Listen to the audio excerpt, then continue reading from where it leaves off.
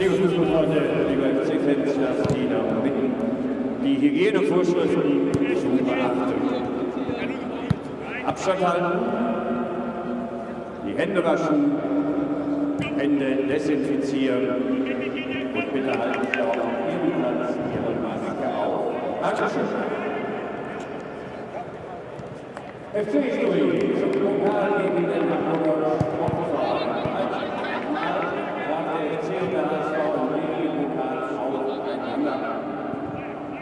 Neben zwei Spielen kommen beide Teams schon jeweils 3 Partien für sich entscheiden. Das erste Aufeinandertreffen im DFB-Pokal war am 13. Dezember 1953. Der FC gewann mit 3:1 nach Verlängerung und mit der Hände hoch, wer das Spiel gesehen.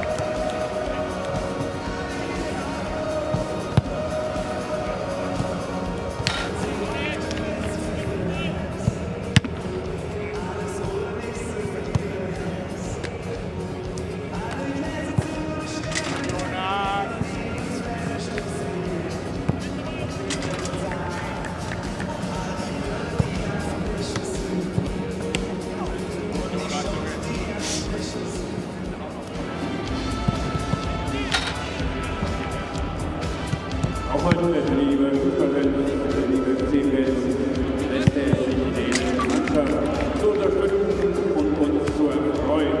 Tennis der Leute.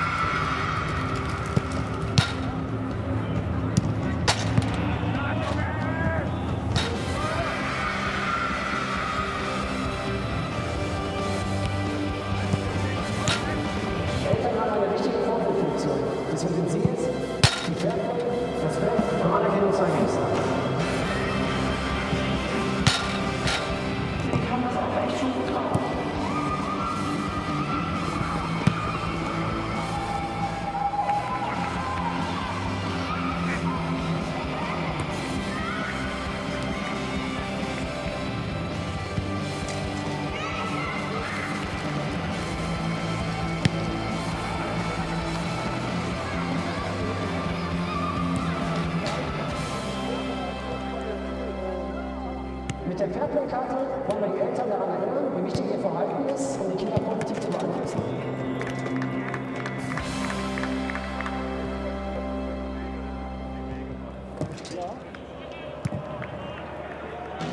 Wir sind das Revier, der Block, der Horn. Wir haben unterschiedliche Farben, Geschmäcker, Glauben. Wir haben verschiedene Idole auf dem Platz und unserem Stammplatz.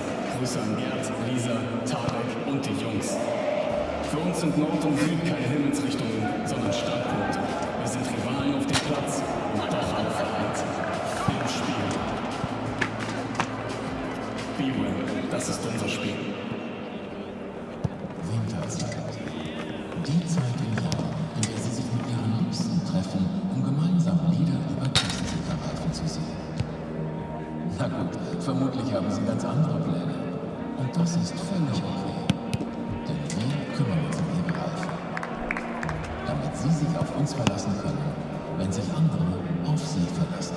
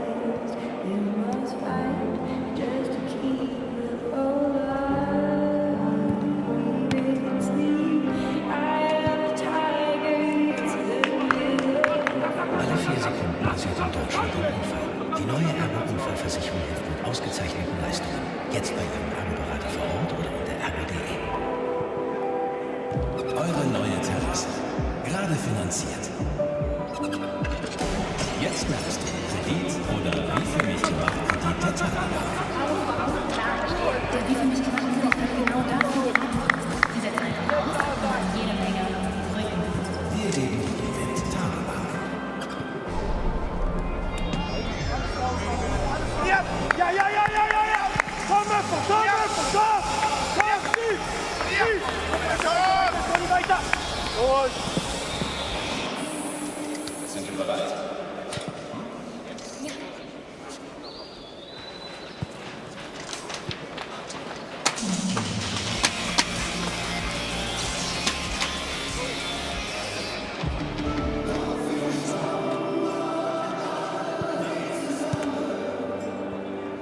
da du hier dran bist.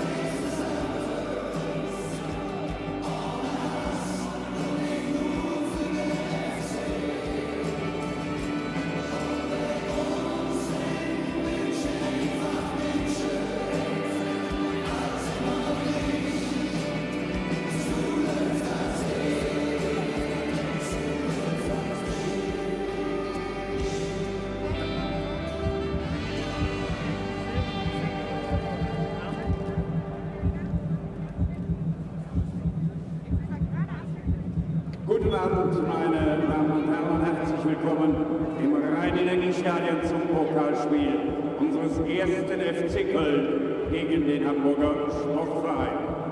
Wir begrüßen wie immer zuerst unsere Gäste aus Hamburg, die Mannschaft und die Offiziellen. Ein ganz besonderer Gruß geht natürlich an Sie, meine Damen und Herren, die heute hier im Rhein-Energiestadion sind, aber auch die vielen, vielen Tausend, die hier nicht sein können, sondern vielleicht vor dem Fernseher sitzen oder im Internet das Spiel verfolgen. Allen zusammen ein herzliches Willkommen in der schönsten Stadt Deutschlands.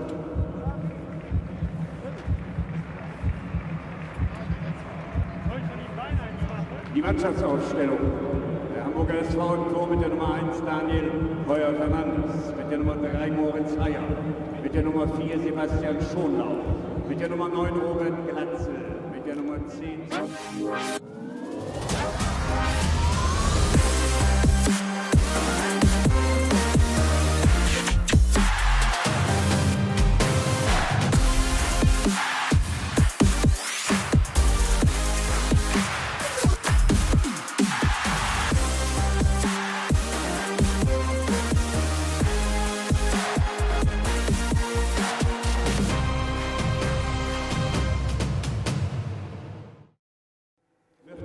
Hello everyone, welcome to Cologne, welcome to the DFB-Pokal's round of 16. I'm Phil Bonnet. What a year it's been for Erste FC Köln. Nearly relegated at the end of last season, the Bully Goats preserved their top-flight status with 2 wins against Bundesliga 2 side Kiel in the playoffs, also from the north of Germany, like their opponents today. A change of coach then saw Stefan Baumgart come in. He brought a new dynamic to the team. He turned a squad that had struggled into a hard-running, hard-to-beat, attack-minded outfit that have rarely lost at home this term.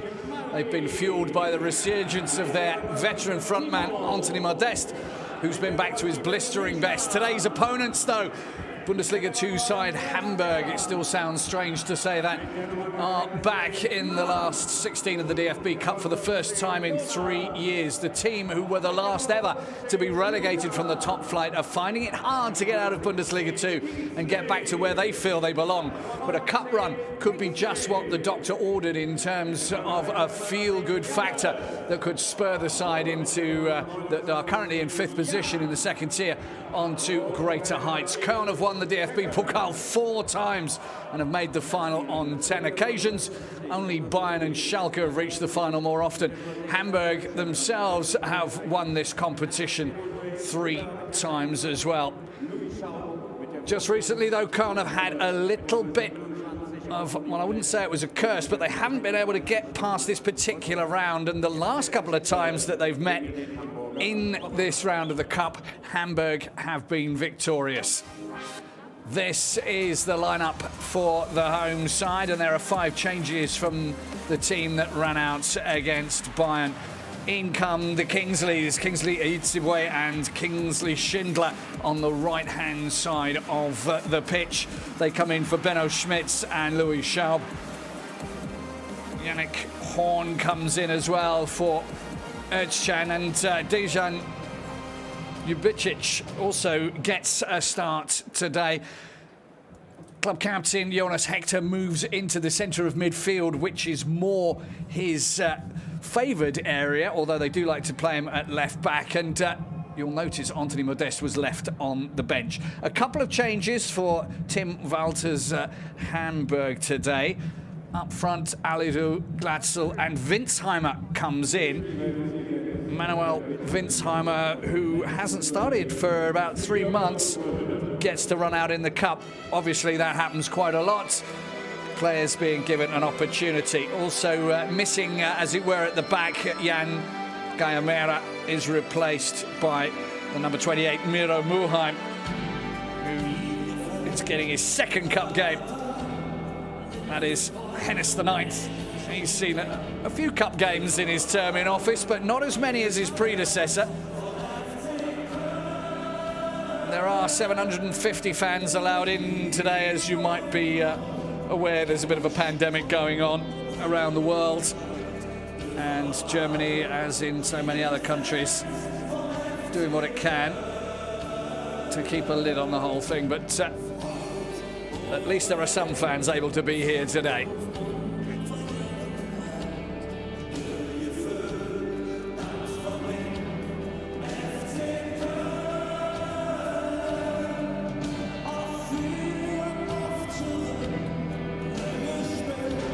The 11 players from Köln's starting 11 bring the total to 75 games in the cup.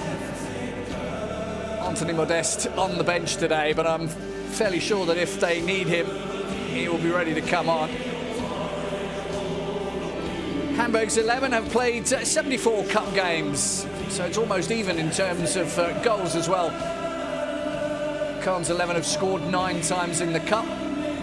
Hamburg's 11, 10 times. And that's what it's all about today. It's about scoring goals.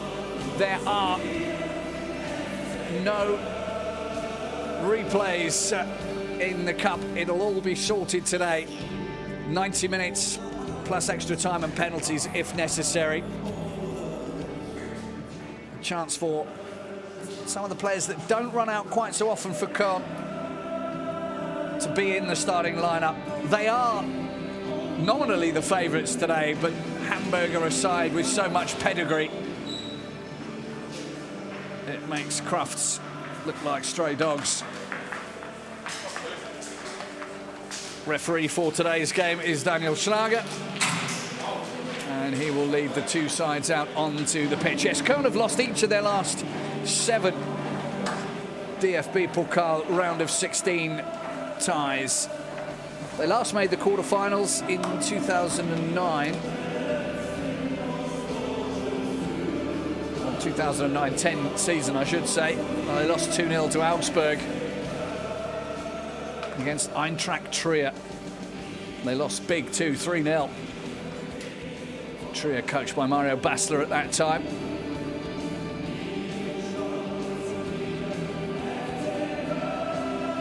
They went out last season against Jan Regensburg after being 2-0 up.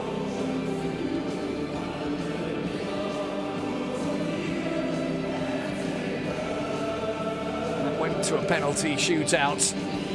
Hamburg, as I said, first time in the last round, or the round of 16 for the first time in 3 years, actually went all the way to the semis. Lost 3-1 to Leipzig last time.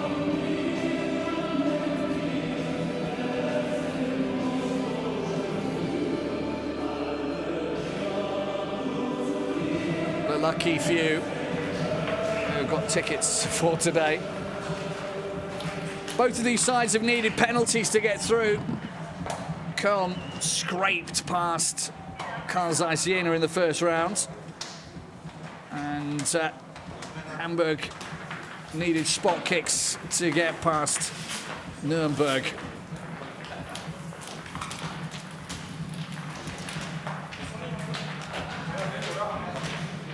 Everybody in white. The Hamburg training tops. Very stylish indeed. Underneath that, they'll be wearing their away colours of blue and black. Also quite smart. Some very smart shirts on display. Köln's not bad either.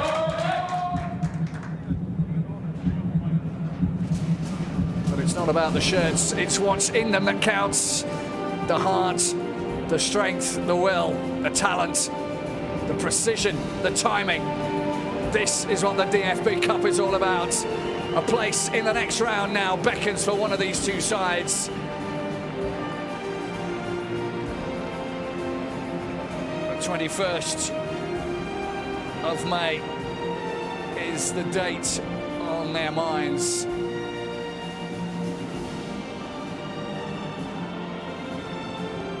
Hamburg played Friday, so they've had a day extra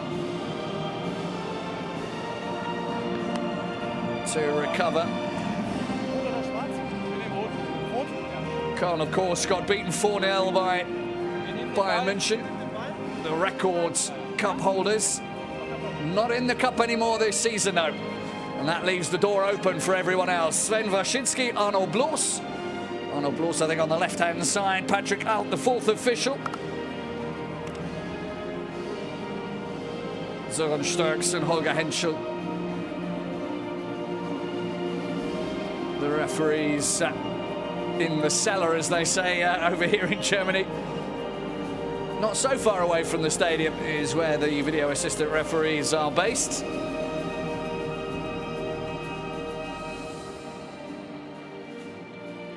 Hamburg know they have a job to do against the sides that are at the moment running quite well, considering they had an awful season last season. But a change of coach for Stefan Baumgart has really invigorated the Billy Goats.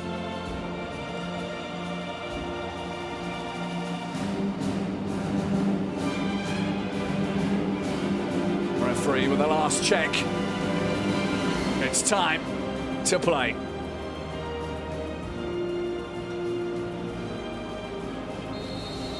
Köln get things off and moving in the white strip in front of 750 fans.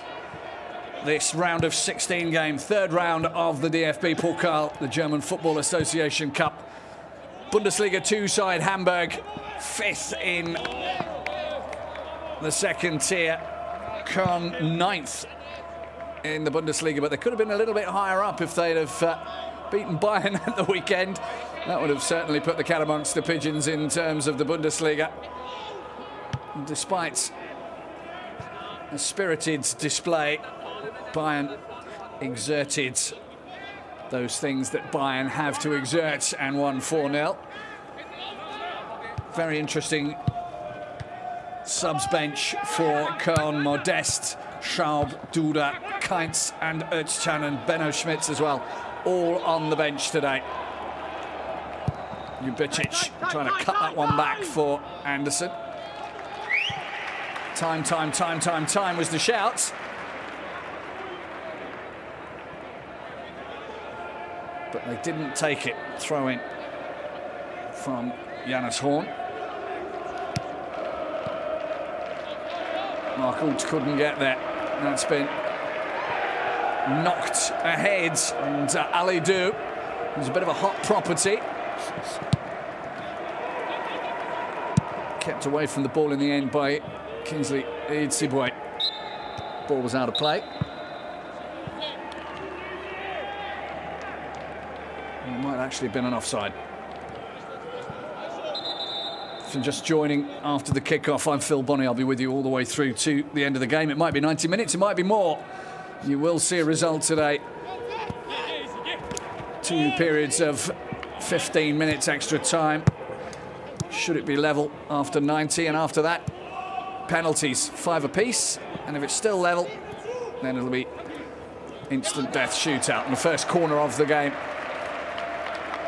awarded to the visitors.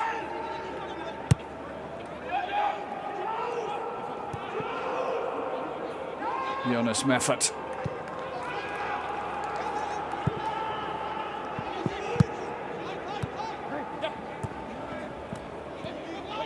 See a lot of method in the centre.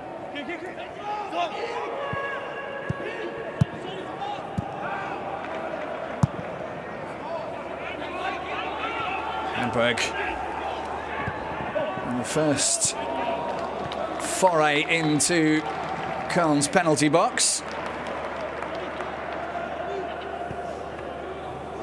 Tim Rice. Tim Walter, sorry, beg your pardon. Tim Rice is probably occupied with cats at the moment, but Tim Walter has organised a trip directly back to Hamburg tonight, so they're rather hoping that they don't go to penalties.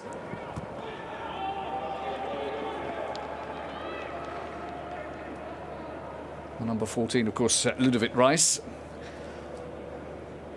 The reason for my tripping over my own tongue.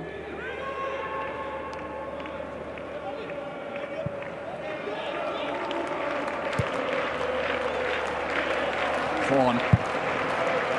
Long ball from him. Towards Anderson. And one of the things that Köln have been renowned for this season is their tackling. As soon as the opposition get the ball, they're straight in there.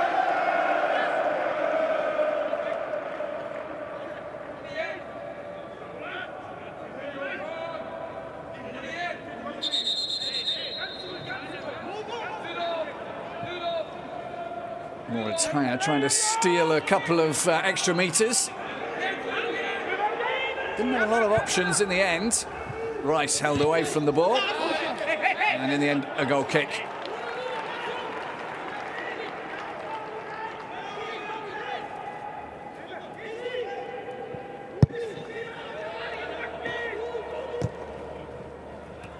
Well spotted by the ref's assistant on this near side. Great thing for Hamburg is that coming from Bundesliga 2, they'll quite happily take on that role of underdog.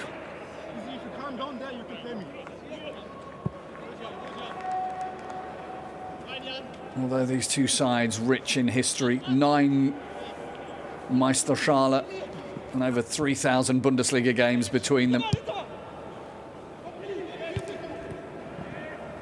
Both relegated together in 2018. And last time they played, in fact, was in Bundesliga 2.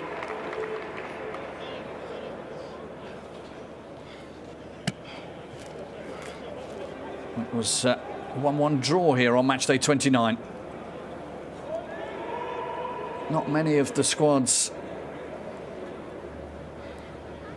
players that played that day are still with either side.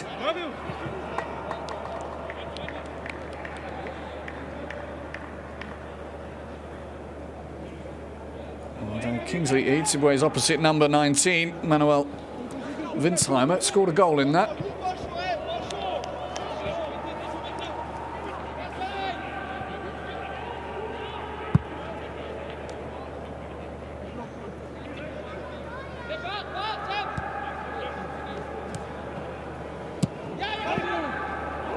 That was just about kept in. Köln are renowned for this pressure. And it's paid off. Thielmann trying to find Ljubicic. Hector. That's the sort of ball that Köln have been known for this season. They put in more crosses than any other side. And they've scored 14 goals from them. Almost a bit of a calamity there for Mario Vuskovic.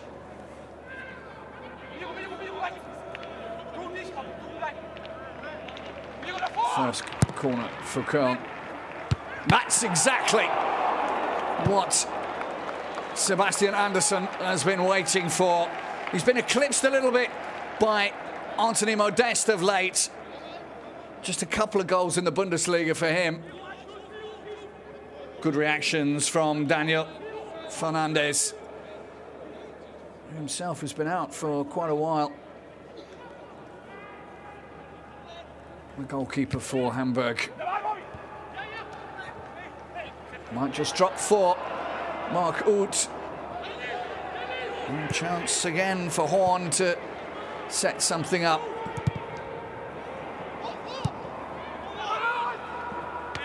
Goalkeeper calls for the ball.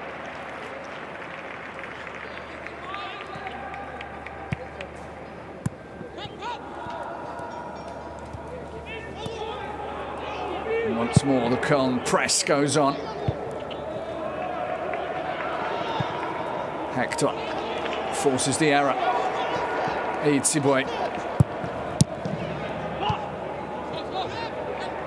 Well, they're whipping the ball across, and that's just where Modeste might have been had he been on the pitch.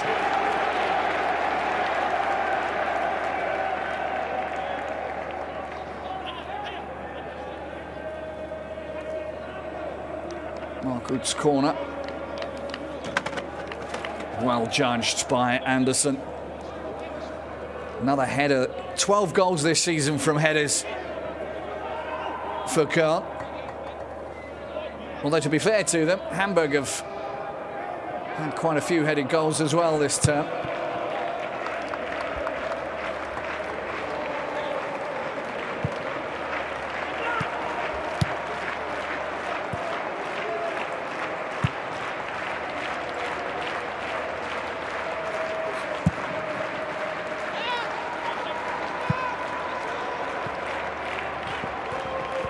Knocked back by Sebastian Schonlau.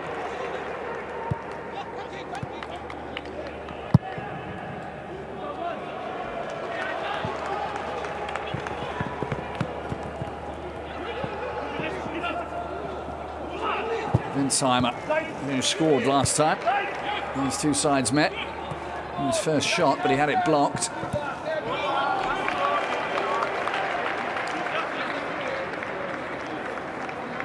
Stefan Baumgart with one of the quotes of the year.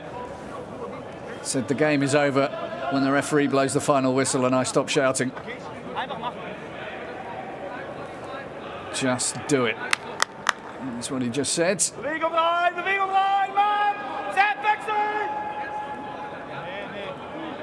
His voice echoing around the Rhein-Energie Stadium, which normally has 50,000 inside it. Every home game when there's not a pandemic on.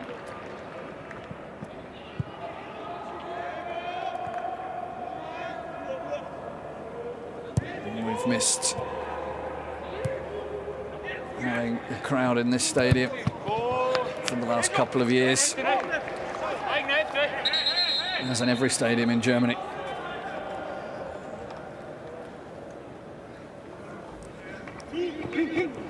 Visitors Hamburg had a 1-1 draw against Dynamo Dresden on Friday. Ljubicic spots that there's plenty of room out there. The cross was lacking in the end. Luca Killian now. It's a better cross. Anderson's a long way out. You'd have to be very, very precise to beat Fernandes from there.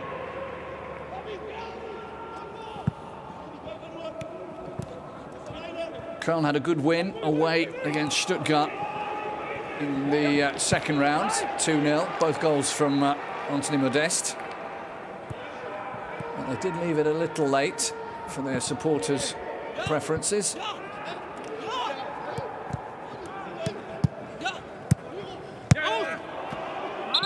Ball was out of play.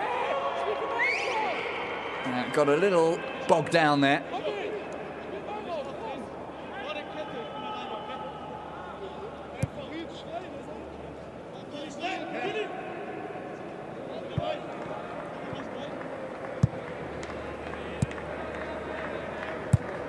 Köln without Timo Horn, their #1 goalkeeper, but Marvin Schweber has been doing a very good job deputising, and has actually got himself into that starting jersey of the goalkeepers, and I think Timo Horn's now finding it difficult to get back in, although there might be an issue with the virus for Timo Horn as well, which is why he's not on the bench today. Jonas Urbig.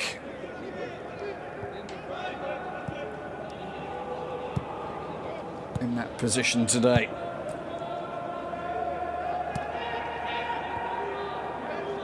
Hamburg have got a few players out as well. Tim Leibold suffered a cruciate knee ligament injury. He's unable to play today. Hamburg trying to do to Köln what Köln did to them. Now Mark Uth will get things moving. There's plenty of room out there again for Eidsibue. That's a better cross this time from him. Uth will shoot. That's what the crowd want to see. Born and bred in the city of Köln. Cologne to a lot of people out there in the world, but Köln is the local name for it.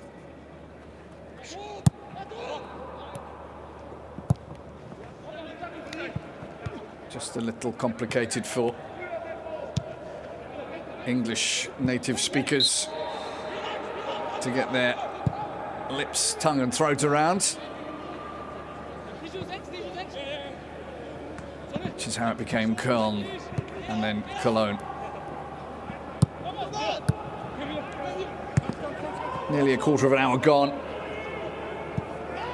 0-0 so far.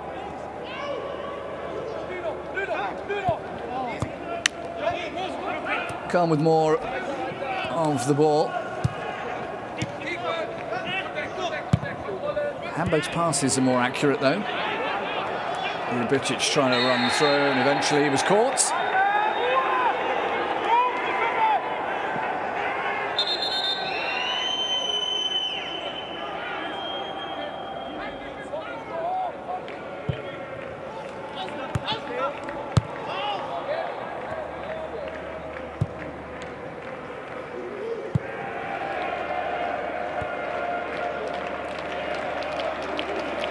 These two sides in the 60s, 70s and 80s were two of the dominant forces in German football. And then the light's gone out slightly on both of them. Köln have turned into a bit of a yo-yo side that alternate between a couple of good seasons in the Bundesliga and relegation, and a couple of seasons in Bundesliga 2, and then they come back again this season. It's been going a lot better for them. And seasons of late. Hamburg, the dinosaur of the league. The last side to be relegated from the top flight. Something that they suffer from, really. The expectations are so very high for this side. Schindler chased the ball all the way back. Decided it was probably better in the end to let it run out rather than stop it and give Hamburg the ball.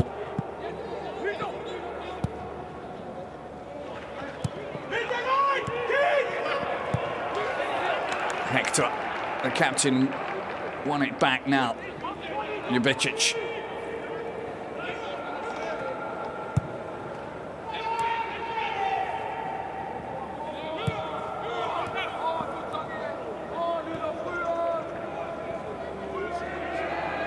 Hector just kept going.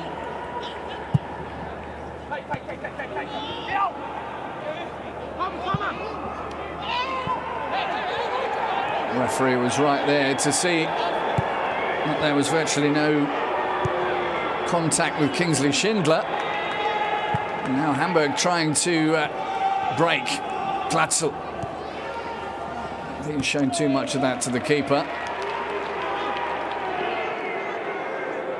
I'm not sure there was much contact there at all. No, not really. Not sure that Muheim's hand should have been up there.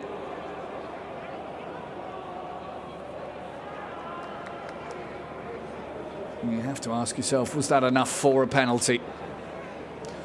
And the video assistant referee, Zoran Starks,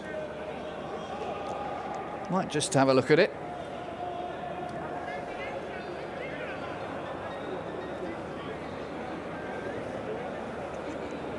Seemed quite a big reaction for what it was. I don't think you can give a penalty for that. You make up your own minds, of course.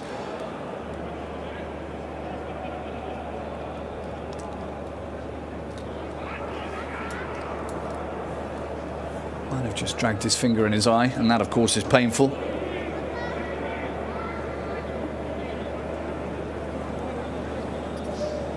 Hamburg with the best defence in Bundesliga 2. They've only conceded 18 goals this season.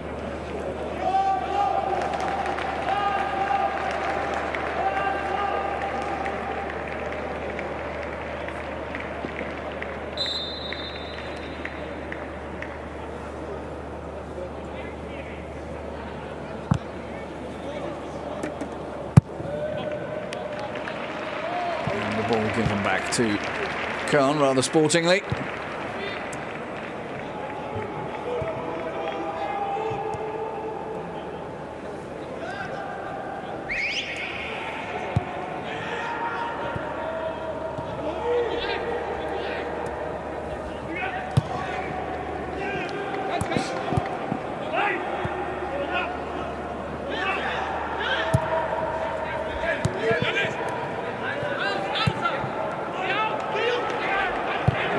That's a good ball from him.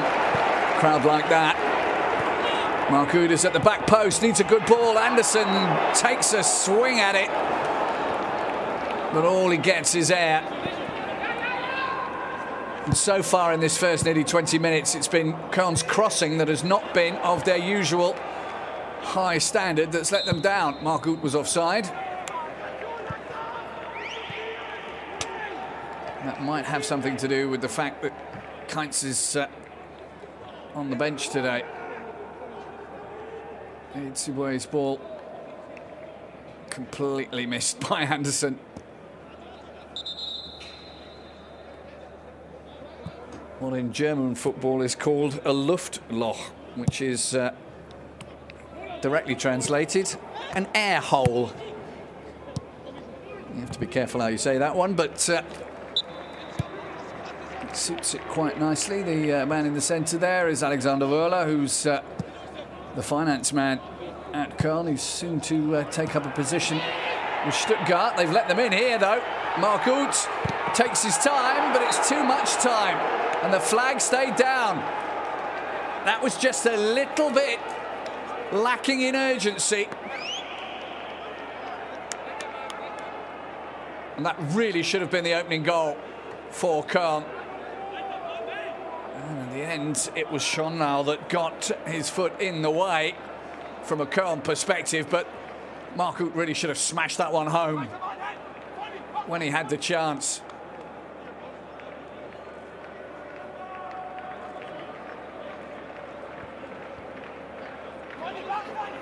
Second corner of the game for Köln. He scored a couple of times in the Bundesliga this season from corners. A chance for a shot, and Horn really would have liked to have hit that one better. I think he went to place it, side-footed it in. But this was a massive let-off for Hamburg. Schonlau that lost the ball and then won it. Those are the little bits of fortune that you need on a pitch if things are going to go your way. 0-0. Köln with more chances so far.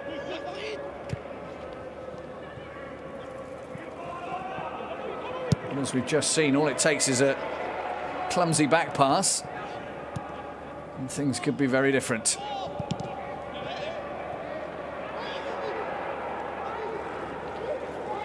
Hector was going to make sure that Glatzel was going nowhere. I think he gets a little bit of captain's privilege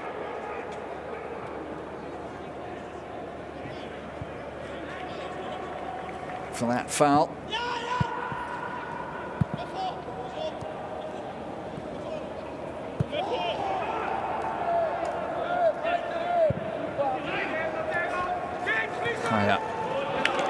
Tackle from Thielmann is good.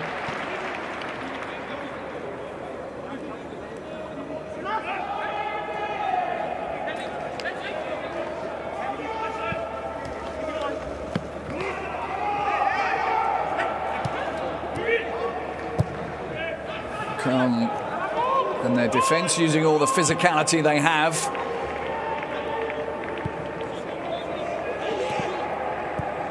Keeping Hamburg away from their penalty area so far. It's way too close to Kylian.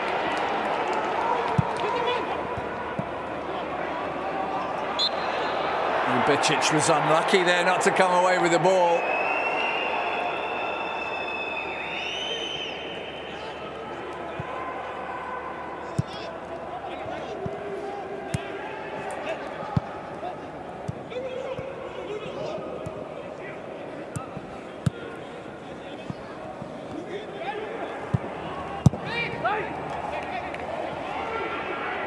Needed to move that ball away from danger quickly. There's Hamburg waiting to pounce. The underdogs needing to take their chances if they come along.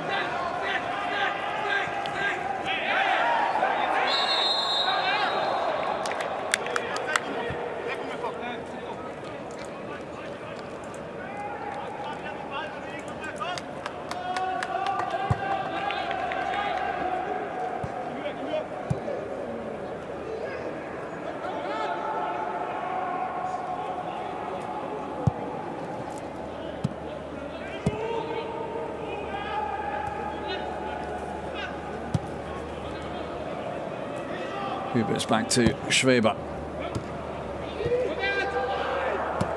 And Huber's has got some room now.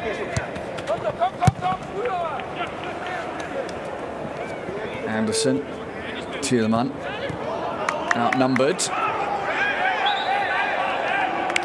Tried to be strong.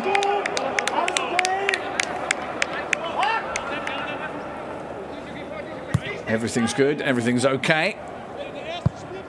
Once again, Stefan Baumgart coaching his head off from his technical area.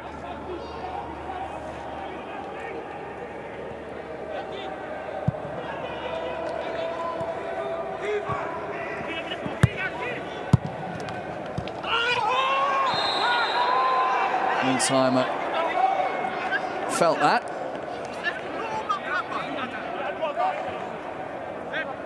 Referee Daniel Schlager moving in between the two players.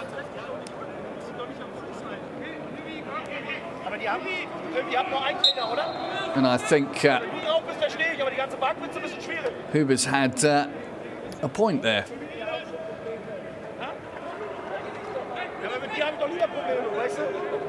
There's a laughing moment between the two coaches.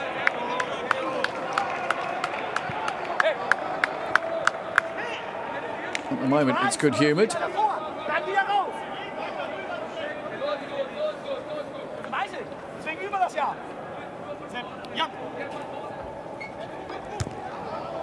So Köln with more of the ball and more of the shots, as intimated earlier. 26 minutes into the game, there's still plenty of time for Hamburg to find a way through.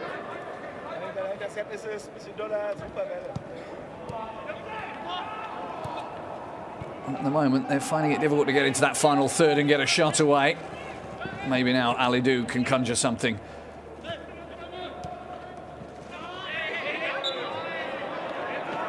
Well, Margout protesting his innocence now.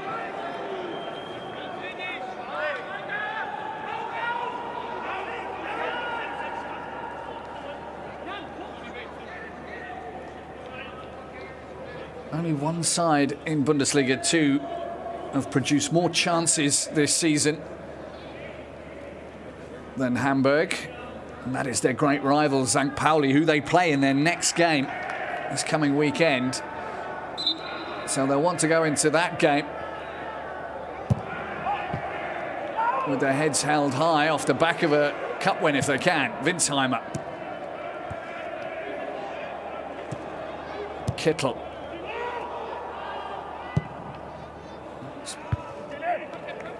Aimed in towards the big man at the back post. Köln have forced them all the way back to their own goalkeeper, and that was hit quite hard, that ball. Might have just evaded the keeper if he was unlucky there, Fernandes. That one will be another corner. Gabicic, who joined from Rapid Vienna in the summer, has played most of the games this season, one way or another.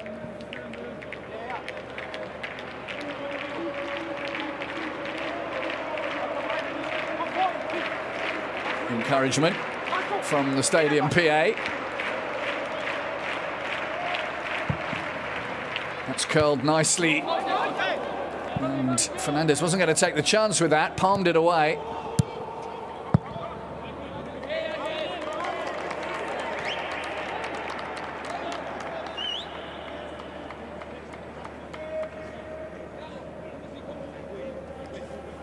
Itzibue wasn't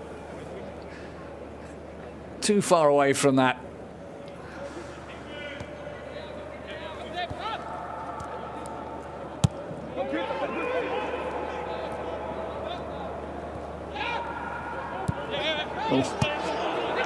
Another one of those passes they tell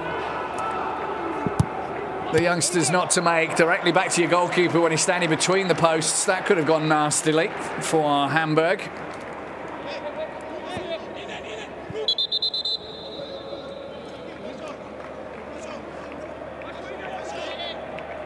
Tim Walter doesn't seem too pleased with the way things are going at the moment.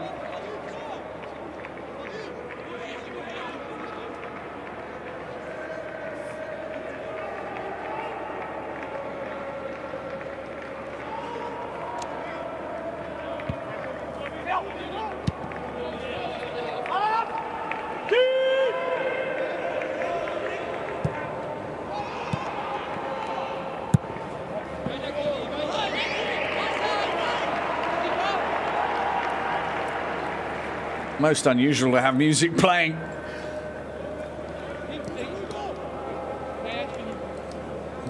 Don't think you'll find a playlist.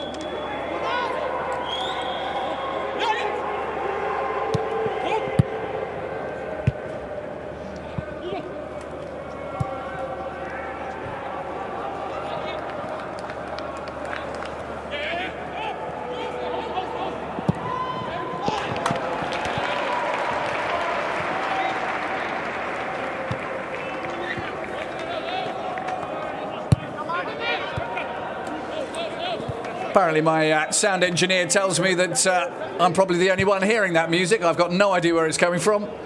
Certainly not my mobile phone that's running.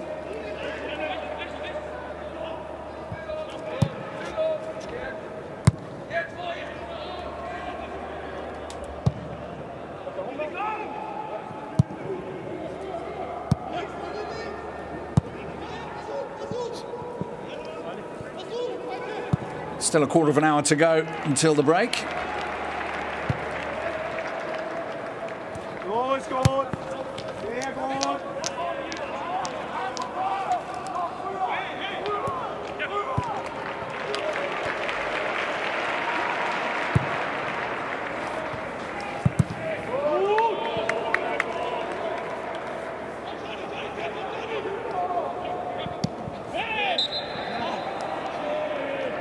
Köln player goes down under Meffert's challenge.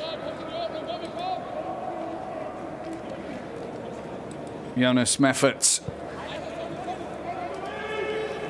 who joined from Kiel. Another one of Hamburg's local rivals, as it were.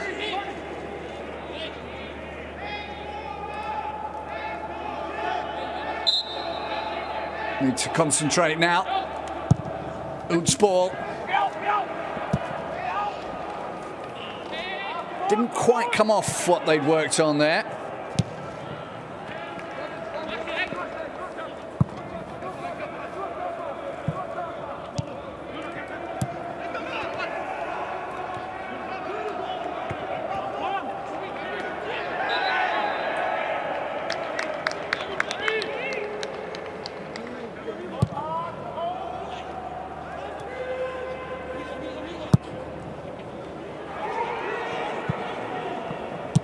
There's a chance in the centre, Alidou waiting.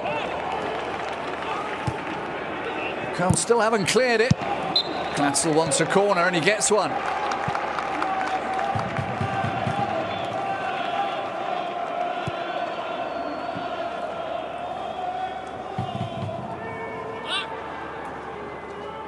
Not far away in the first real bit of danger.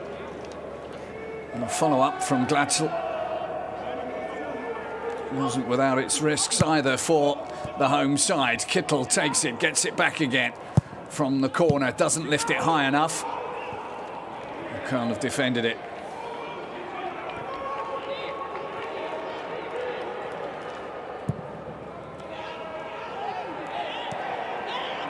And they're forward in numbers again here, Hamburg. That's bounced kindly for Glatzel, but he's very kindly and obligingly shoveled it over the bar. A let-off at both ends now. Both sides could have had a goal. Offside. Possibly when the ball was kicked, but then a new situation.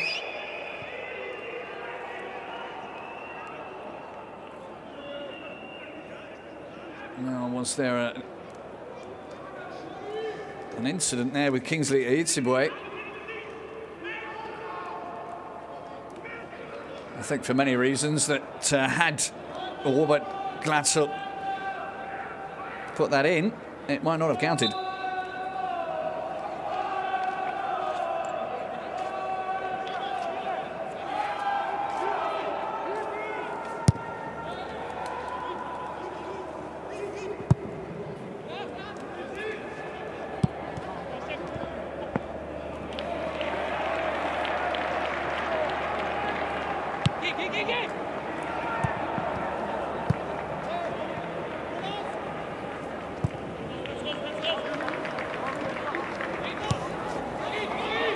Tiedemann.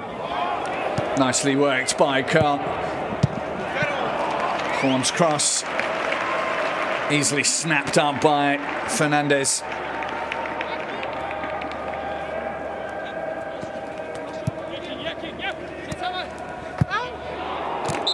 Ball went out of play.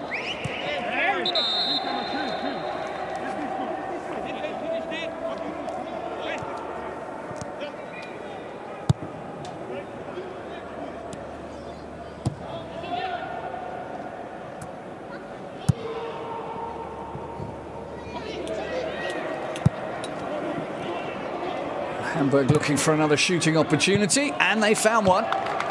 One that was blocked, though. So important for Hamburg this season. 10 goals for Robert Glatzel. That was a useful toe there from Luca Killian from a Köln perspective.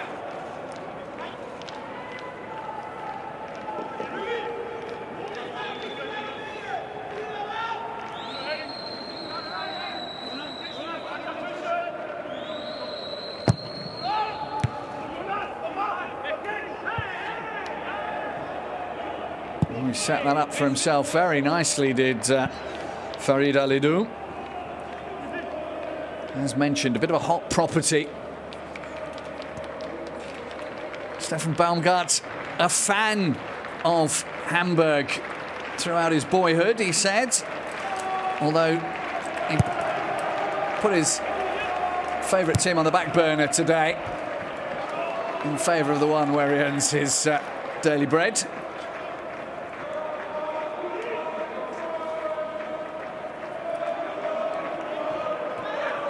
He said, I've been a Hamburg fan since I was a child. Glatzel trying to be a little too tricky. Perfect ball into the stride of Sibwe and Kingsley Schindler, who both are loaded with speed out on that far right wing. Just need to get their crossing a little bit more accurate.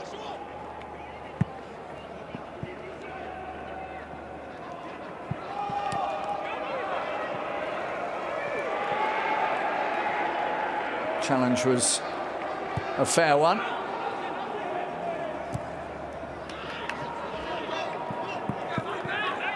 Ball allowed to go out by Haya. Haya, I beg your pardon.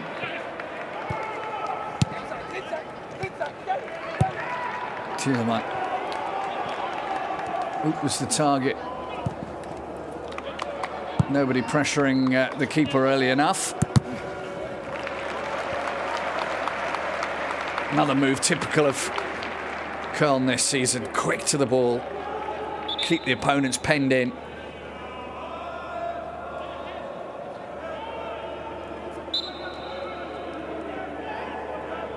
Haya with the throw.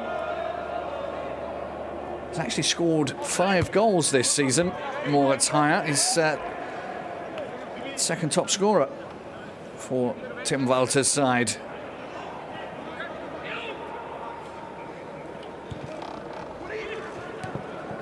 Simon couldn't keep the ball. And Schweber a little unwilling to take the ball in his hands there, because that might have been construed as a back pass, might have given away an indirect free kick. In the end, he's given away a corner. Well, he hasn't dealt with that brilliantly, but Ljubicic is there to make sure the ball leaves the penalty area.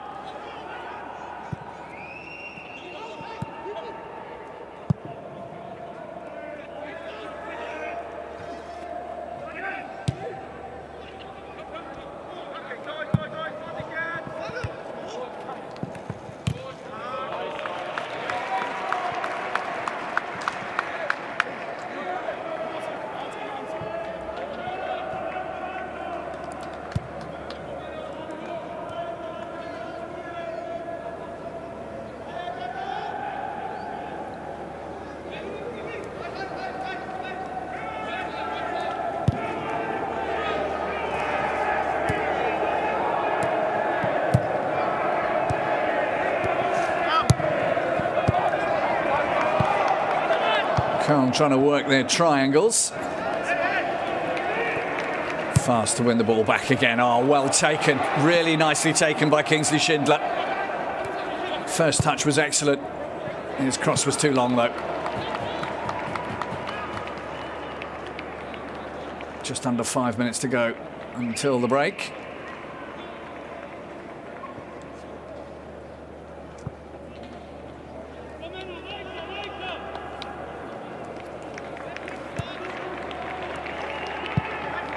Schindler, incidentally, another former Holstein Kiel player.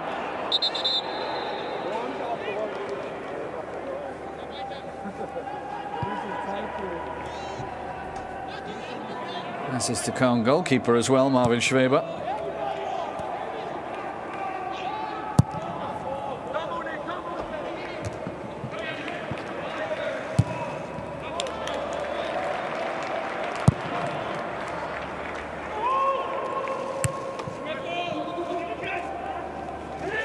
Timer. Didn't get the ball though. Janus Horn did for Köln. And that's broken for them. Ljubicic did well. Now Anderson, can he hold off? Oh, good speed from the big man at the back. Muheim did really well there. Great acceleration. Anderson simply not fast enough.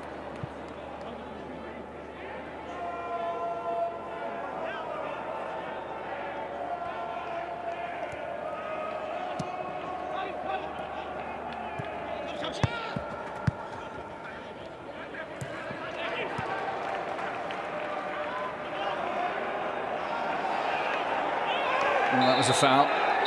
And that's going to be a yellow card. Hector will argue his case. Markut will get in there as well. Wasn't happy about that challenge. And Vensheimer wasn't happy about the follow-up challenge.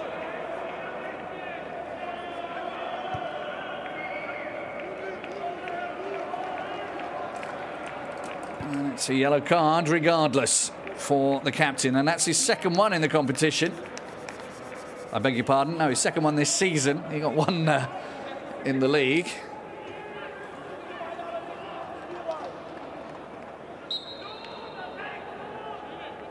One in both now.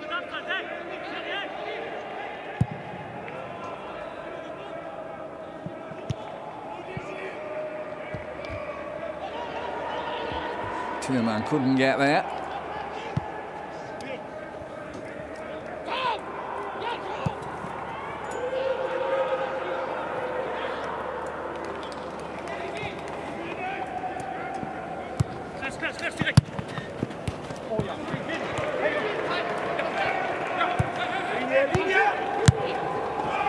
Line was the call, and it came from Baumgart. Now they're in again. Schindler might have wanted to play that just a little bit earlier. He's had a couple of good assists this season in the Bundesliga. The camera keeps going back to Anthony Modeste. It's not too cold in the Rhineland today, but he's wrapped up warm.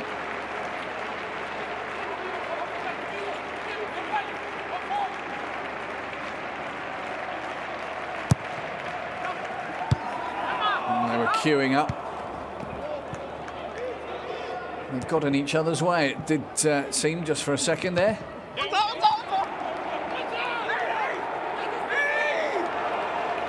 And the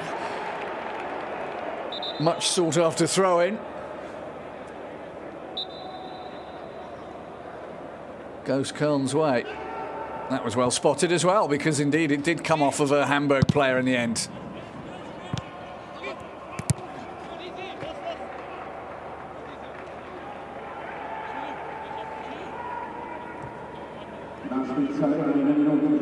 One minute of time added on. There haven't been really any stoppages at all to speak of.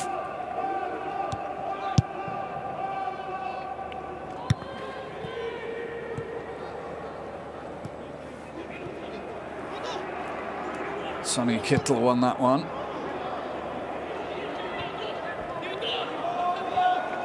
Higher. Still higher.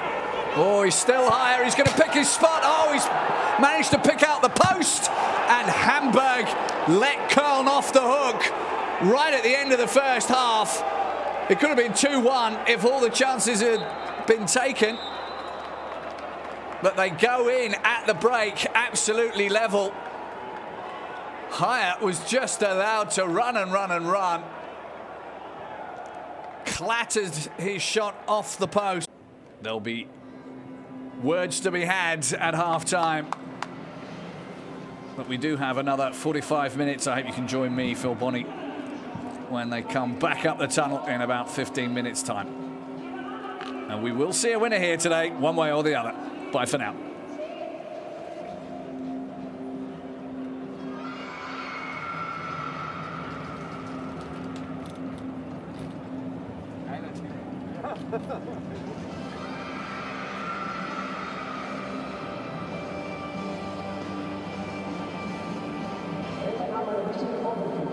Deswegen sehen Sie, die Pferde, Respekt und Anerkennung zeigen müssen. Wie kann das auch echt schon gut haben?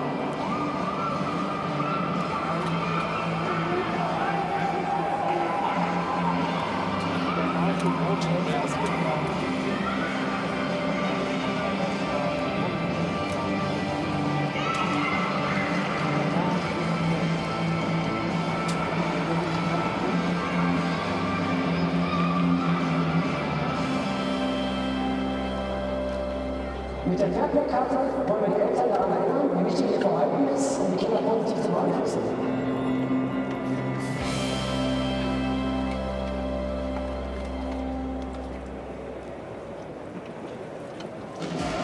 das Revier, der Block, der Horn. Wir haben unterschiedliche Farben, Geschmäcker, Glauben. Wir haben verschiedene Idole auf dem Platz und unserem Stammplatz. Grüße an Gerd, Lisa, Tarek und die Jungs. Für uns sind Nord und Süd keine Himmelsrichtungen, sondern Standpunkte. Wir sind Rivalen auf dem Platz und doch ein Verein. Hier im Spiel. Bibel, das ist unser Spiel. Winterzeit. Die Zeit im Jahr, in der sie sich mit ihren Liebsten treffen, um gemeinsam Lieder über Testsiegerreifen zu singen.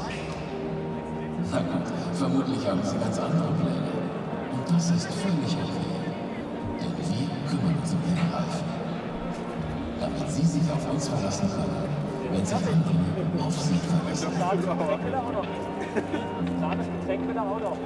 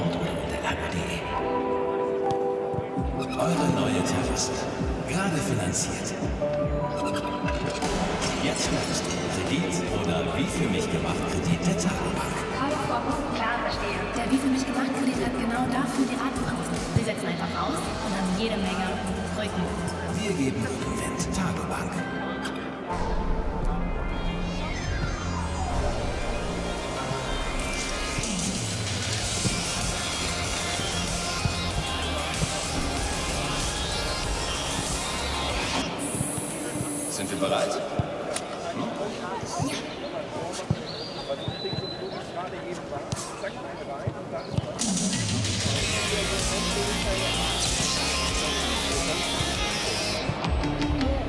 Volkswagen.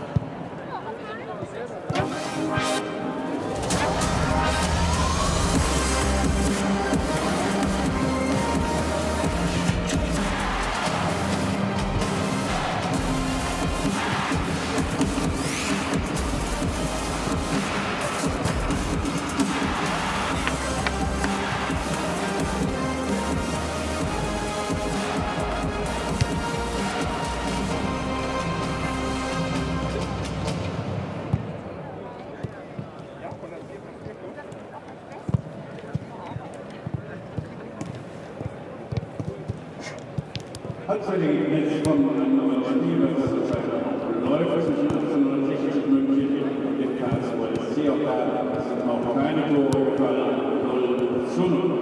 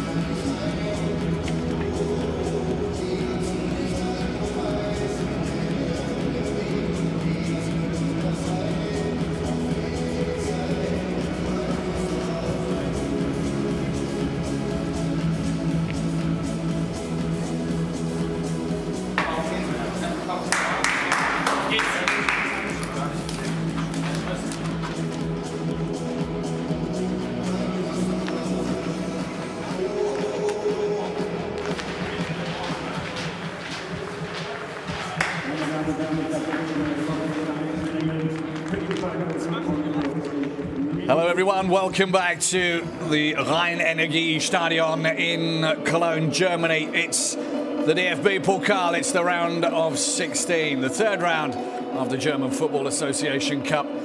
As the FC Köln from the Bundesliga against Hamburg SV from Bundesliga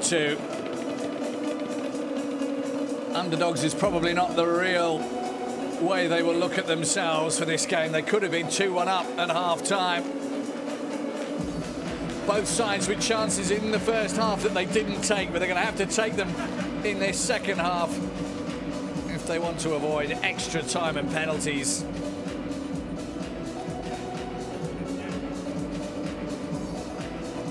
Hamburg certainly do. They've got a private jet booked for their trip back to Hamburg. And if they don't leave at a certain time, there is a no-fly zone after a certain amount of time. They won't be able to take off due to noise in the night. Anthony Modeste and his fellow substitutes kept themselves warm at half-time. But are these two sides going to keep us warm for the second half?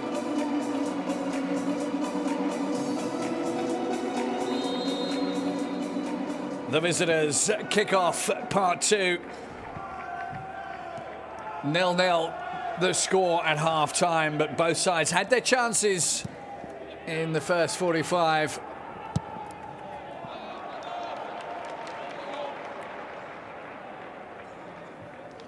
None of them were taken, though.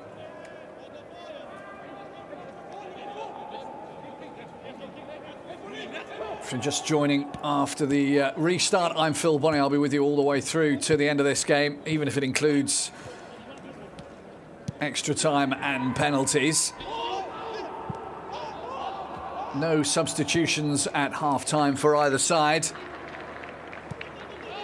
50-50 the possession in the first half. That's a nice ball in. Oh, that's another nice ball in, and how did everybody miss that? Great stop from Fernandes. Thielmann doing an oot. Although his situation was probably just a little bit more complicated. He had to hit it first time, and it was a good block. But how on earth did Hamburg allow all of those players into their box to run past the ball? Massive chance gone begging.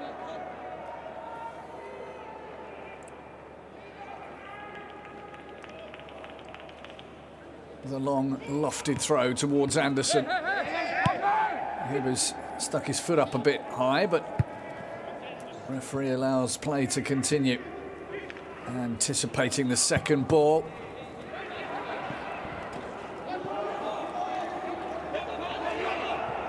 Fernandes trying to get Hamburg moving in a forward direction as soon as possible, and that's exactly what they've done. Alidou.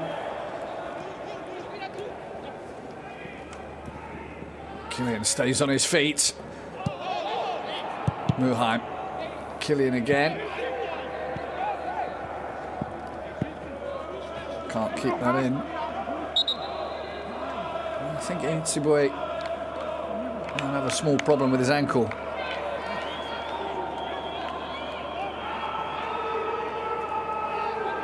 Corner number 5 of the game for the visitors. One more than Köln have had so far. They, like the hosts, have scored a couple from corners this season. Sonny Kittel takes it, and he'll get it back again. Meffert. That shouldn't pose any trouble at all for the Köln back line. I'm going to have a little look at this one again. They did so well to get in behind. And in fact, it was a double stop from Fernandes.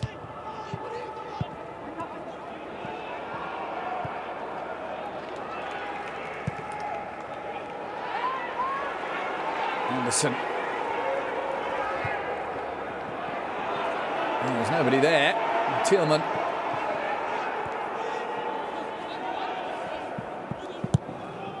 Got there as quick as he could. Anderson's header is into the arms of Fernandes. Again, that's the second effort that he's had with his head. Might have just been onside.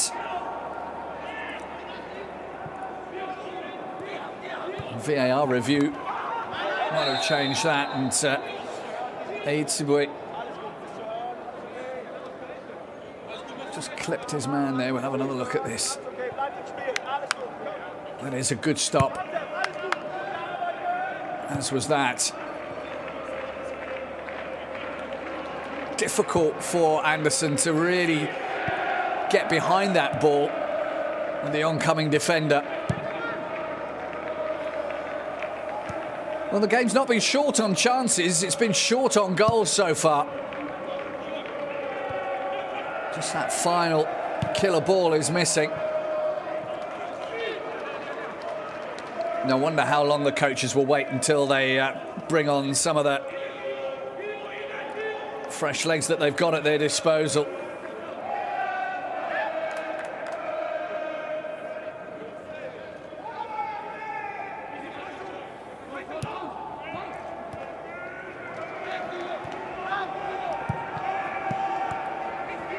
Timer. And Rice now to Alidou.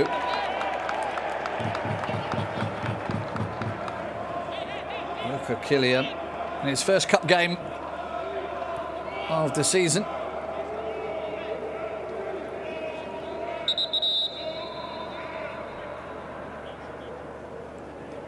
Köln haven't played any other side more often in the DFB-Pokal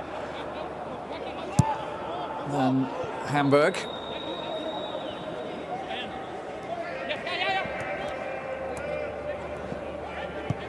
Rice. Nuheim only picking out a white shirt. And Fernandes is very high up the pitch here.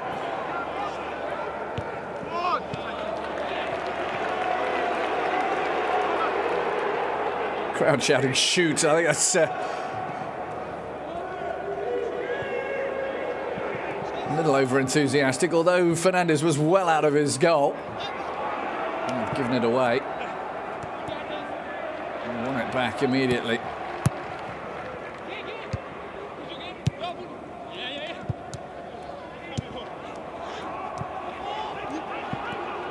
Effort won it back for Hamburg.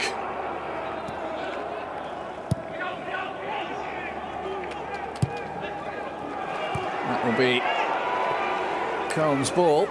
Alidou working hard.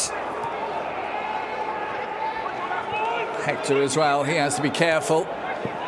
He's on a yellow card. The last thing Köln needs is to go down to 10 men. Room in the centre. And the clearance went straight to Meffert. Oh, got onto that one.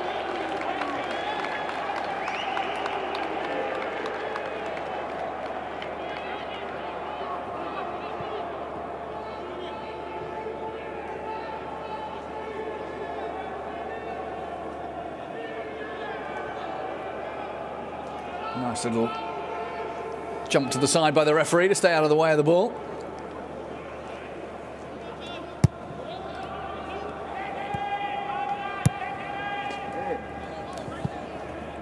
And if Köln do take the lead, the statistics point to them progressing to the next round. Hamburg haven't come from 1-0 down to beat them for over 33 years.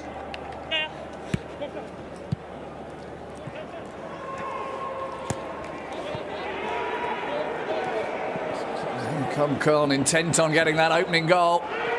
Drilled, kept down, but not on target from Thielmann. That's the sort of situations they're looking to exploit. Plenty of Hamburg players in his way, though. It was always going to be difficult to squeeze it through there.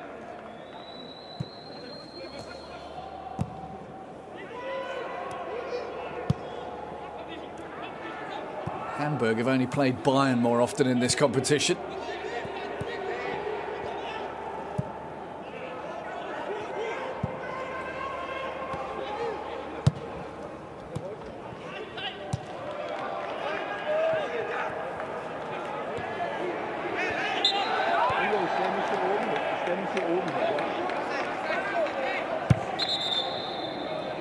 is injured. I think he's hurt his hand. I think he fell awkwardly on it.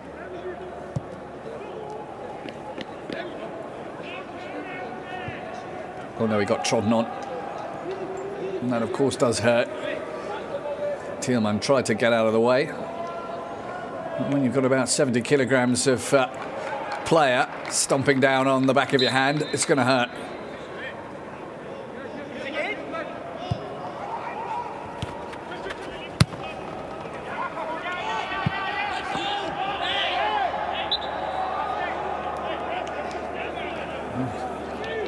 The Itzy boy seemed to go down quite easily there.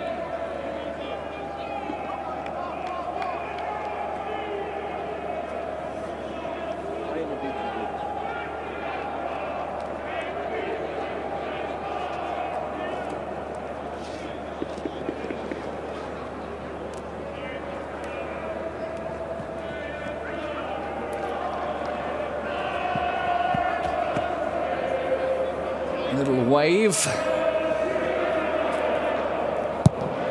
And the half-time snacks still not finished. 10 minutes after the restart.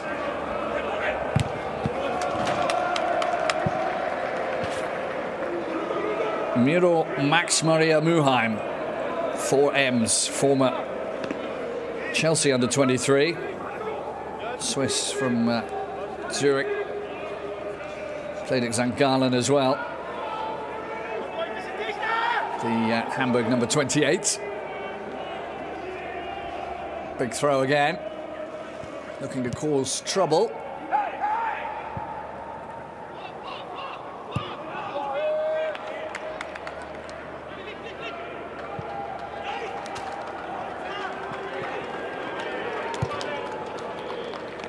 Intelligently done. Salih Özcan and Anthony Modeste looking as if they're going to be introduced on the hour mark, as is traditional in football. 1 hour gone, time for some substitutions.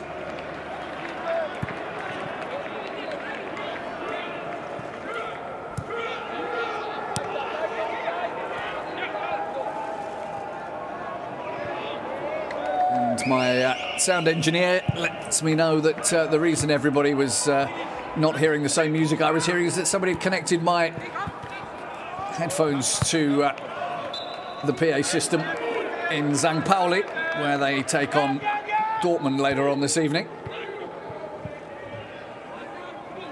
There's a private radio station just for me. Apologies for any misleading information I gave out.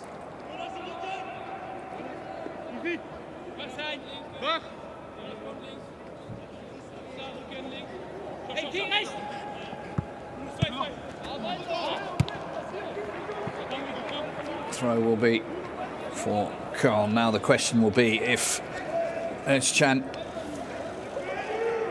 and Modeste are going to come on, who is going to come off? Possibly Jubicic, Anderson or Ut. We'll just have to wait and find out.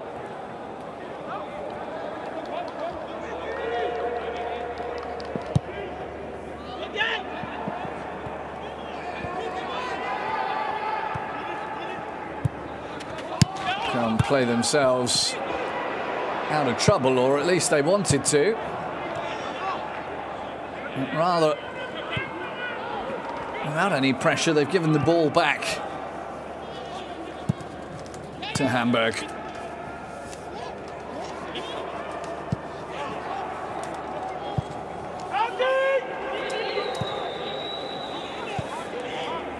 And they do. Killian getting his head in the way.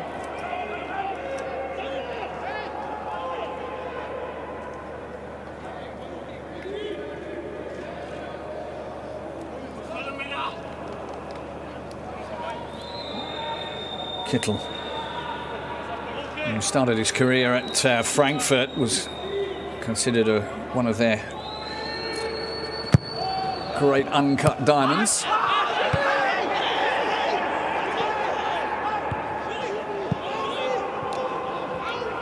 moved on to Ingolstadt and now plies his trade at Hamburg.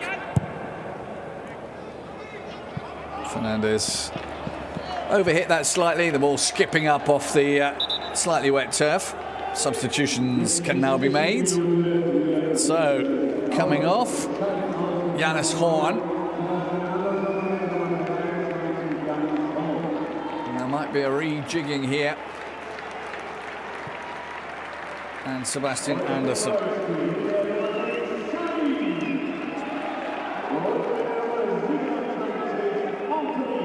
Was there a hand in there? I think you have to say that there might have been a touch of the ball to the hand, but it certainly was not with the hand in an unnatural situation, and it jumped off the turf. Definitely a good call. So Köln now look to Anthony Modeste, who scored 7 goals in 8 games against Hamburg. He got 2 off the bench against Stuttgart in the last round to put Köln through to this one.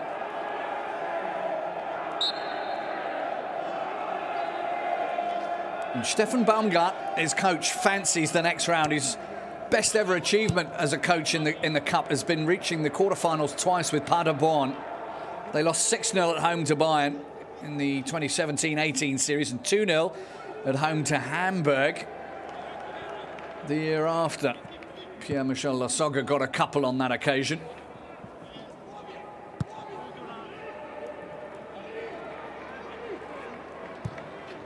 You can look for some more of those big crosses into the box now that Modeste's there to cause trouble.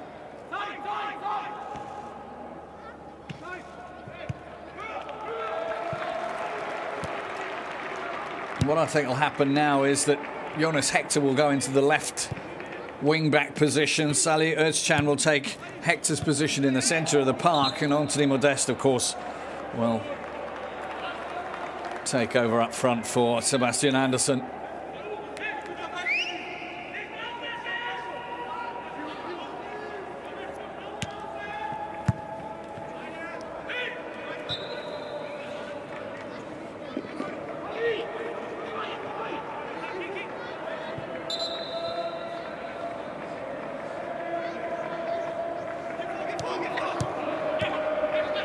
Well, that was nicely worked by Schindler.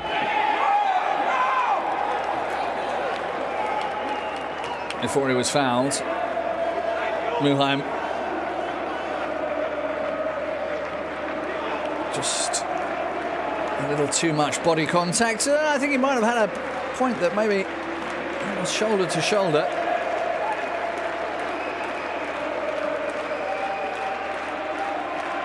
Hamburg have lost their last 7 away games to Bundesliga sides in the DFB-Pokal. At the moment, though, it's still 0-0. But Köln have got the big gun on. Anthony Modeste is in great form this season,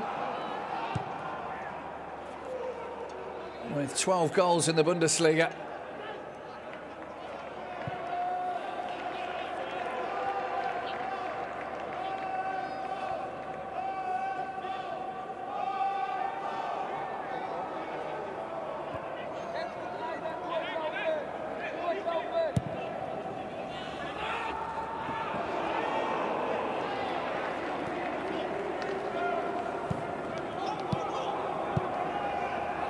Effort won't get there, or he actually did. He did very well. Alidou. Oh, he spotted Winsheimer.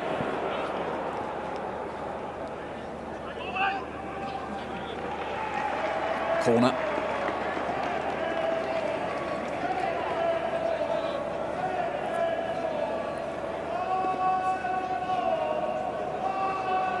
Winsheimer leaves the ball for, I think it's Muheim that's going to go over and take it. Deep in consultation with Rice.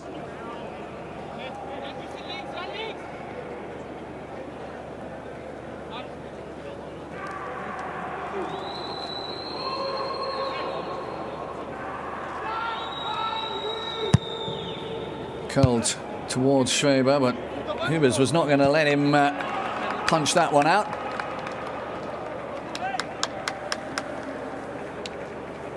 Twice as many corners for Hamburg so far in this game than Köln.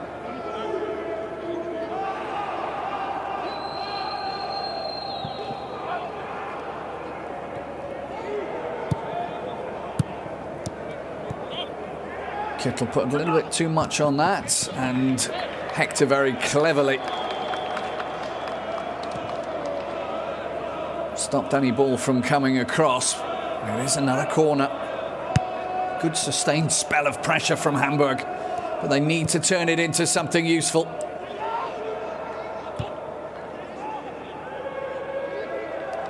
On the balance of chances, it has been quite an even game.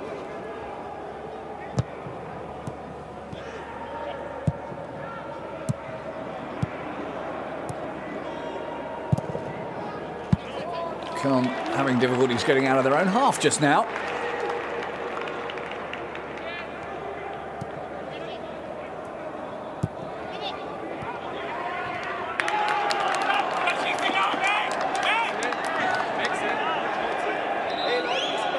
There's going to be another substitution. Benno Schmitz.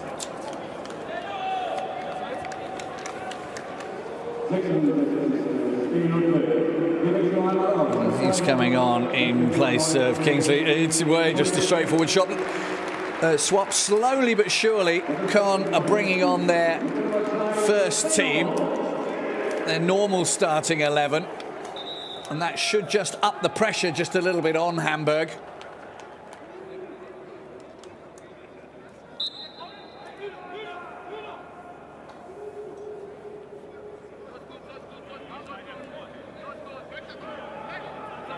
Interesting that Hamburg so far haven't made any substitutions.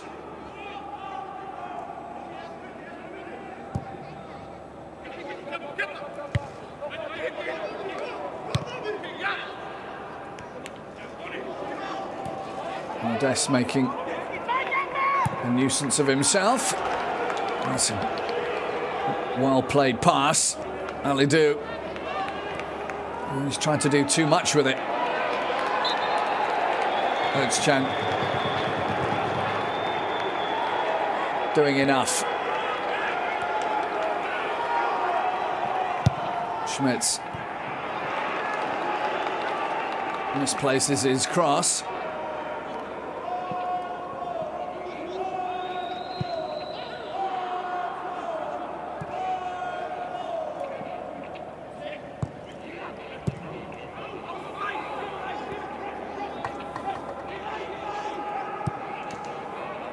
Just over 20 minutes to play. The longer the game goes on at 0-0, everybody knows that favours the side from the lower division. Offside in that particular instance, though.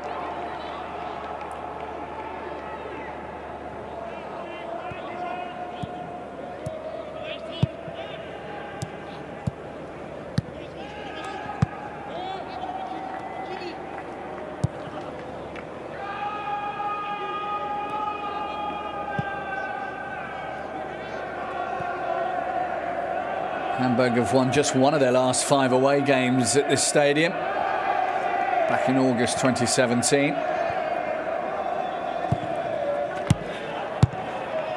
Schmitz. And they very nearly lost the ball, but very nearly. Doesn't count. If you've still got it, you can do things with it. They no longer have it. Now it's Köln's ball. Hubers. They'll always be looking to put this ball into the path of Anthony Modeste. Offside against Kingsley Schindler. Another good call. Ref's assistant's doing well with those calls so far this evening.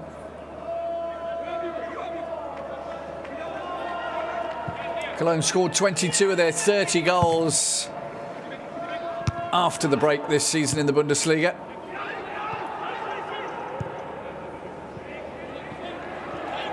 Although Hamburg have only conceded 8 in the second half of games this season. So it all kind of makes for interesting reading. But so far, no goals in this game.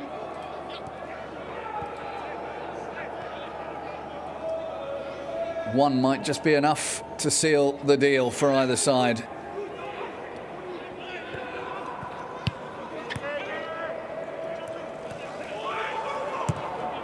Schmitz. Flag is up.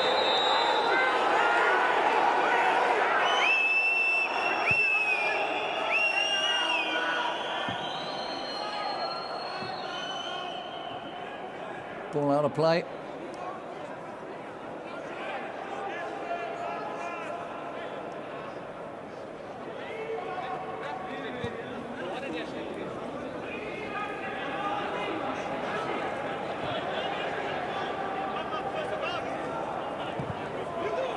There's plenty of discussion in the Köln dugout.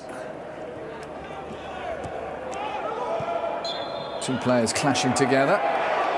Another free kick. Now that is Köln's modus operandi. They really do try and put as much pressure on as they can in that final third. And at the moment, Hamburg are slightly in front on the statistical side of things. Referee does well to play on advantage. There was a tug on a Hamburg shirt there. And he's given them the run of the ball, and now he's given them a free kick as well. And the free kick given away by Jonas Hector, who's already on a yellow card, and that, I think, is why the Hamburg players are surrounding the referee, saying, surely that's a second yellow. And I think they might have a point. Seen them given for less.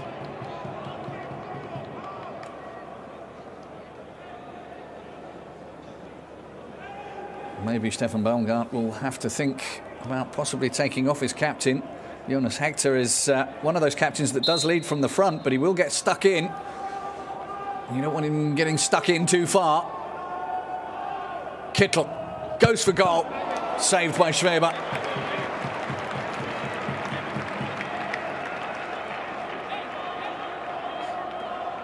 Nicely on target from Kittel.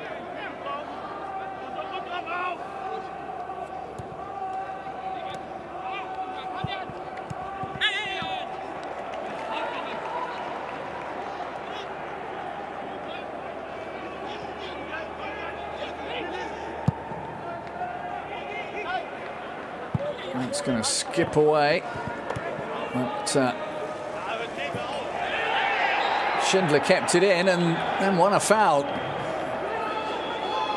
Some good work from the man born in Hamburg.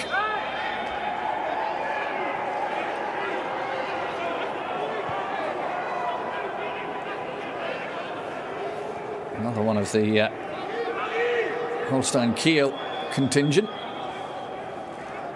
Coach Jan with his hands behind his back. Doesn't want to be accused of doing anything wrong with them.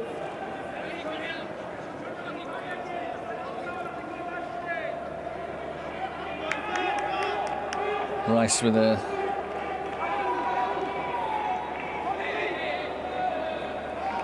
little bit of gamesmanship. But it's too low.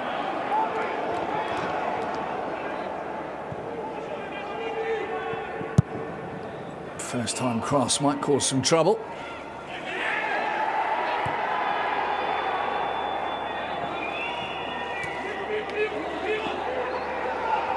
Now the press will come on again from Köln, and they very nearly got hold of it as well. Hamburg have nearly been caught 3 times with that this evening. Can they get something on the counter-attack, though?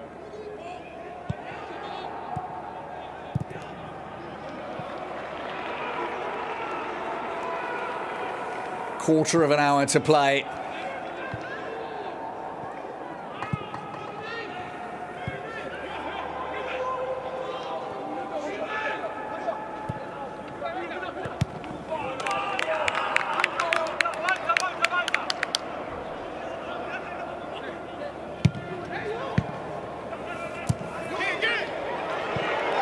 Perhaps something might be on now. Modeste. The ball is slow. Tempting. Far too many of that solid Hamburg defence back there. That was a bit late, the challenge by Schindler. Now he's going to get a yellow card as well.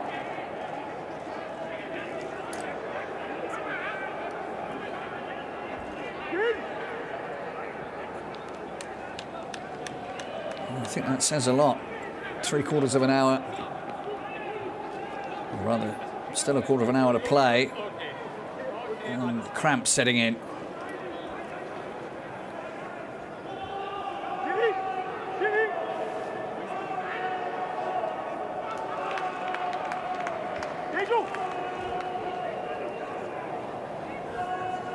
And Schindler, like his captain, with his first yellow card in this competition. He also has one in the Bundesliga, so now he's got a pair of yellows.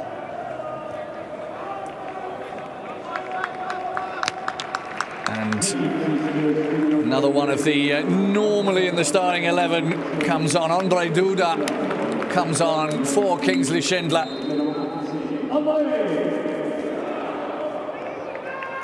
One of the things about Köln this season is that they've been training to run the full 90 minutes. Mark Uth has had a little look up. Özcan gets it back to him. That'll be a corner. 11 corners to 4 or 5 now for Köln.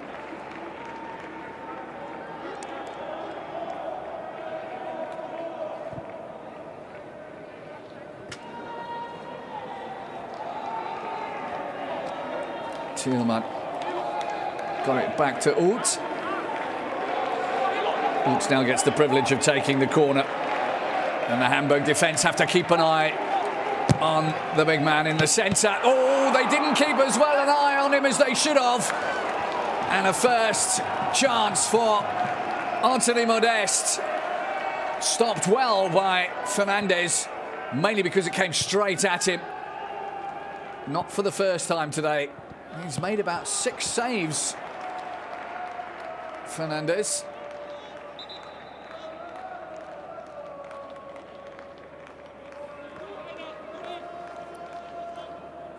That's the sort of piece of action that will make Hamburg nervous and will spur Köln on.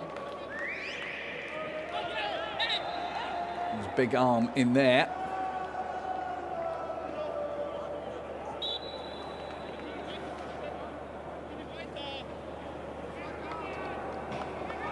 Kept out well by Fernandes.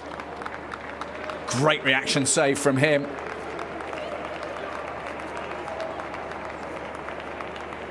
Huber's following it up, but Fernandes keeping it well away from danger. Bakary Yatta is on. He's been at Hamburg since time immemorial as well. He comes on for Winsheimer. Yatta also played the last time the two of them met. Fastest recorded player this season. And Hamburg already getting himself on the ball, and Hamburg getting themselves in behind. Well, they didn't do themselves a favour with that pass. Yatta. All fired up and ready to go. And there was a foul.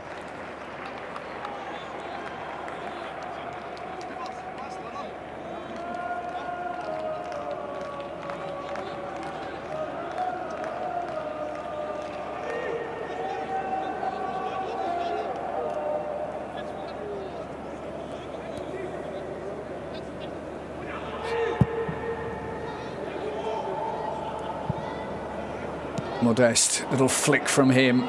He's scored 12 goals in this tournament. The rest of the squad combined has only scored 9.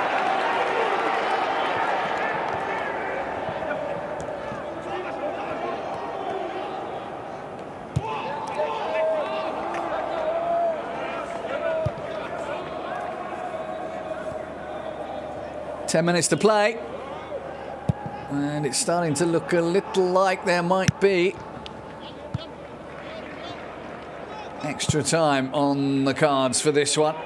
Although neither side will really want to do that. They've got big games. Bochum away for Köln next, and St. Pauli in the Northern Derby. Oh, that's a good first-time cross from the captain, who just seems to pop up anywhere he needs to. Yatta wants a free kick. He's not going to get one. There's Chan. Hector. Looked a bit of a tired cross from the captain. He's put in a lot of running today. Thielmann just using his body weight.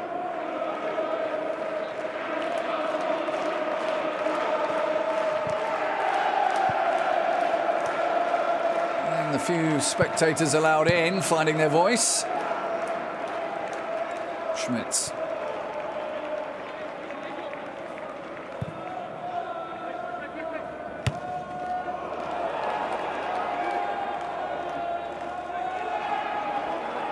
Do that. Just a little too enthusiastic.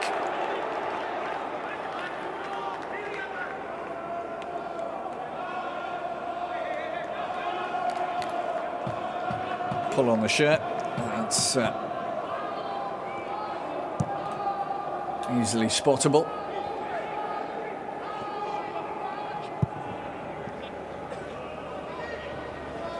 And that's a long one. He's going to have to tackle him here. That's going to be a yellow card every day of the week. Well, Mark Uth will have to defend now, but he's had 3 shots, one of which has been on target. Hubers. Well, no question of a doubt, that's his first yellow card in his 3rd cup game this season. He's had 3 in the Bundesliga.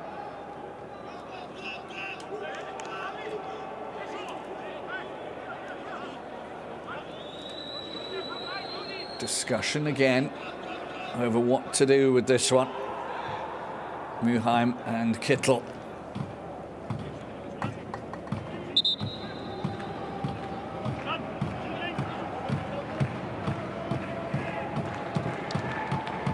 Muheim's taken it. He's gone for the back post, and there was room. Haya was there,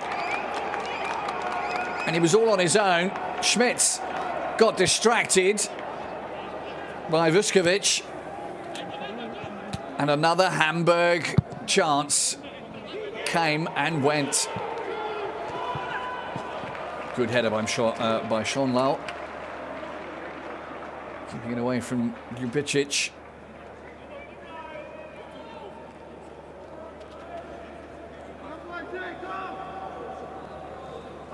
Schmitz will execute the long throw this time in the absence of Kingsley Schindler.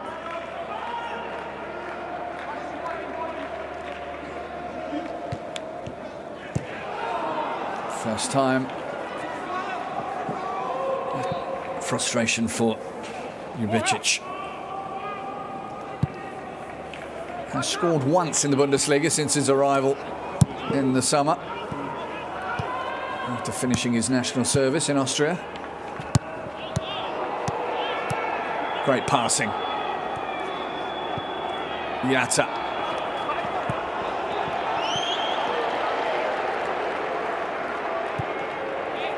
Chan fouled in the end.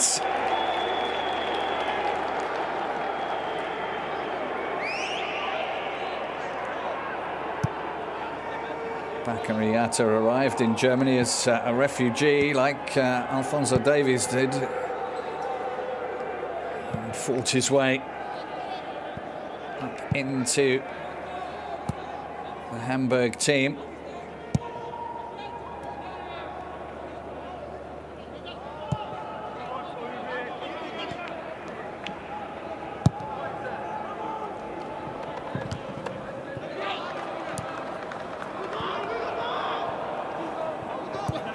Köln haven't been winning as many balls in the centre of midfield of late.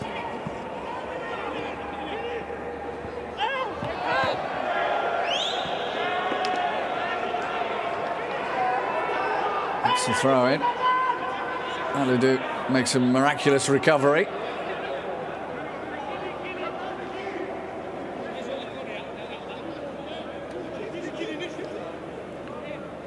Five minutes to play. Extra time ticks closer.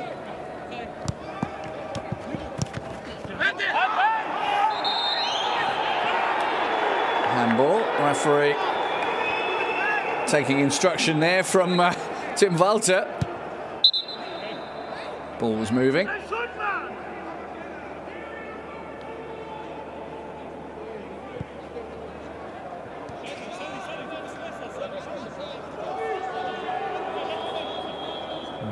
Wasn't too easy to see there, but I think he did stick his hand out just slightly.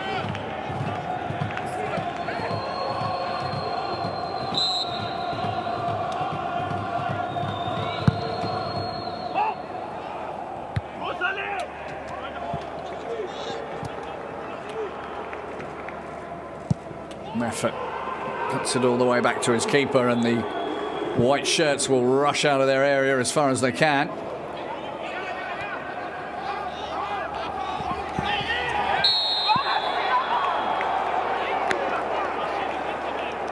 And this time it's Farid Alidou, who feels hard done by. That little shove. Although Killian had some of his shirt. Ludovic Weiss. Got a good challenge to keep Köln in their own half.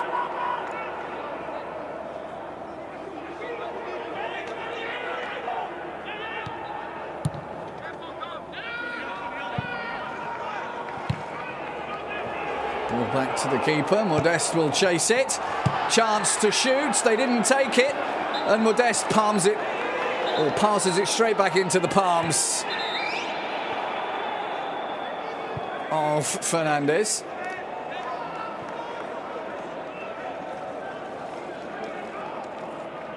Because at that point he's offside. And a clever ball would have been a chip over the top of the keeper, but not everyone can execute that sort of move.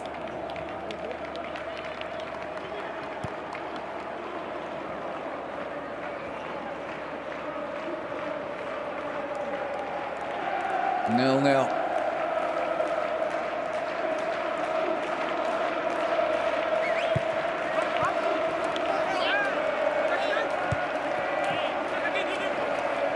Duda thought he was fouled. There's been a lot of that in the last 10 minutes.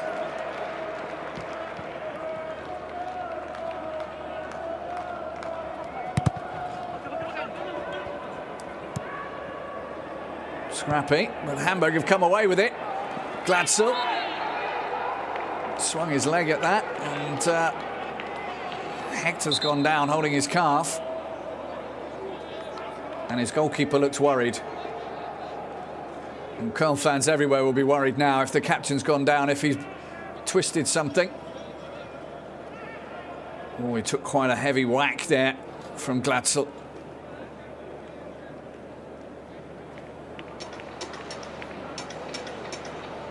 Glatzel swung his leg at the ball, to be fair to him.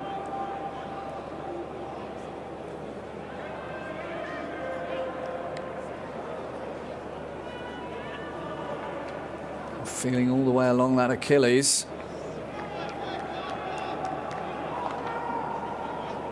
And this will add time. Yeah, that's going to hurt.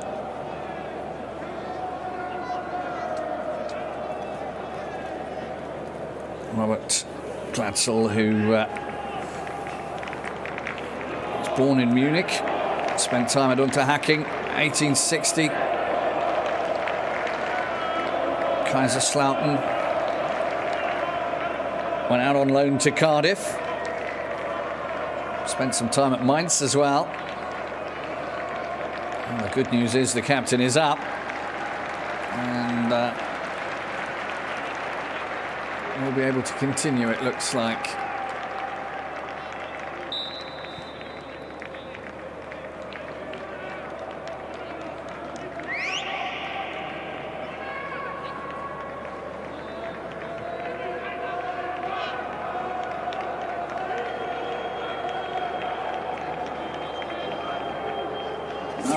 Minutes of time added on.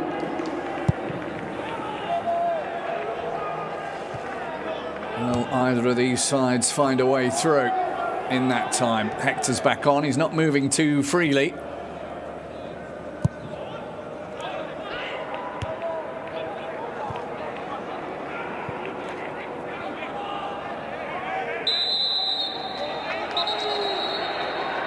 Free kick. They wanted to take it quickly, Meffert.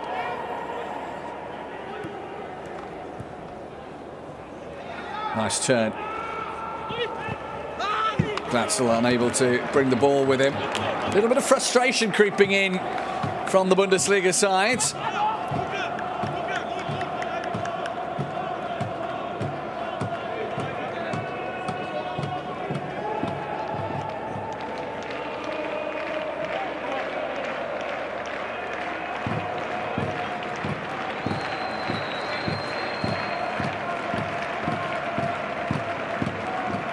Concentration needed now. High up.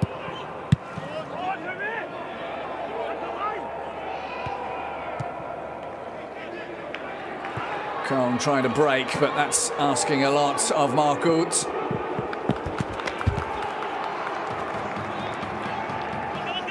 Tired legs out there, might just get more tired if we have to do the half an hour of extra time. That one's too far away from Anthony Modeste to be of any use to him.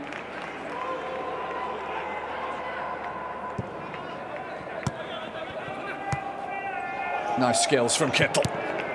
Schonlau loses out to Ljubicic. That'll be a foul.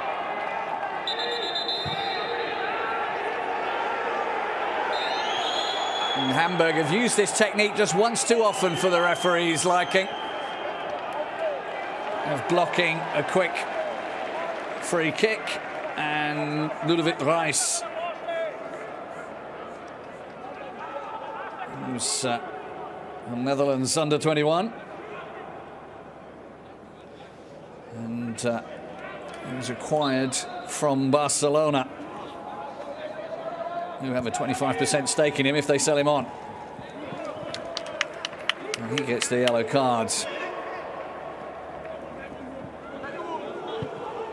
Over the top, Modeste, that's a little too high for anybody to do anything with.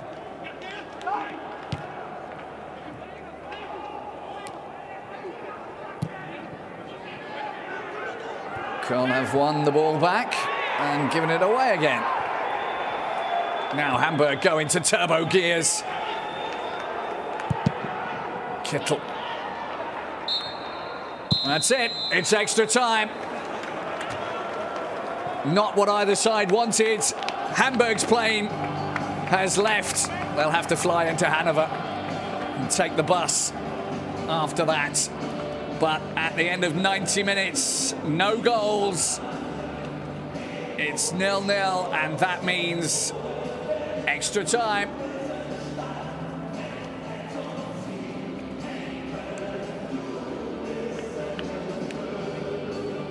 Neither side taking the opportunities that they were given by the other.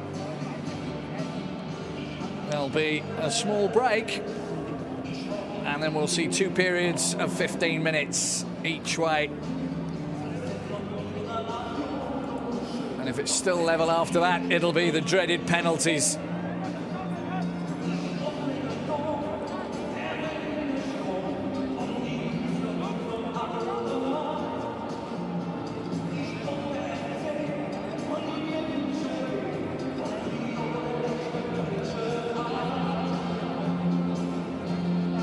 Really not what either coach wanted out of this game.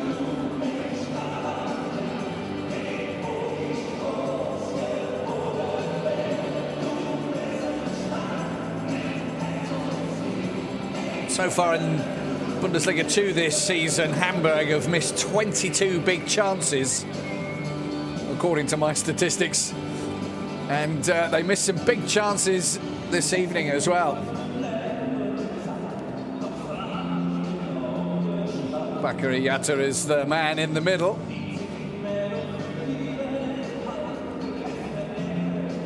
They've given a good account of themselves this evening. They've kept Köln subdued, especially in the second half. Not so many of those big crosses coming across, despite the introduction of Anthony Modeste.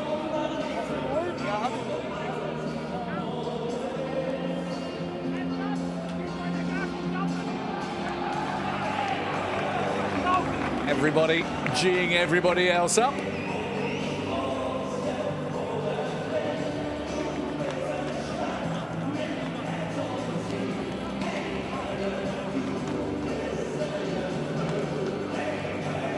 Hamburg were very good at breaking up the build-up play that Köln were trying to implement.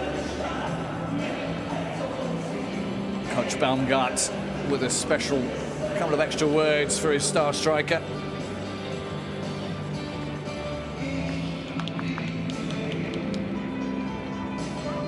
And after giving up his cap to Manuel Neuer, it does appear that Stefan Baumgart has got a supply of those caps, which you can't buy for love or money in Cologne.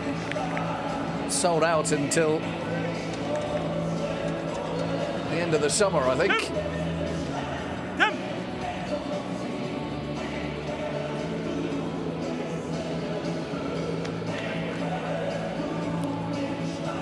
Still, both of them able to have a smile and a joke with one another, which is nice to see, the two coaches.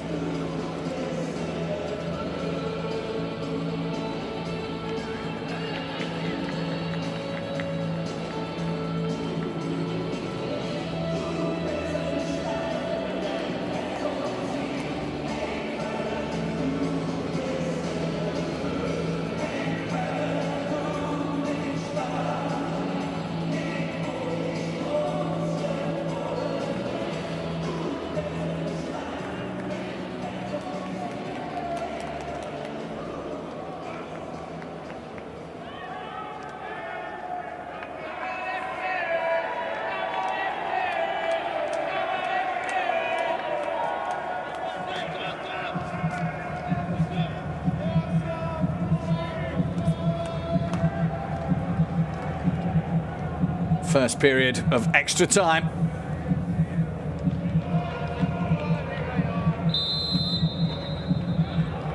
With Köln kicking from right to left now. 15 minutes. Followed by a short change of sides and then another 15 minutes. And if it's still level after that, there will be the feared, dreaded, loved, wonderful, horrible penalties.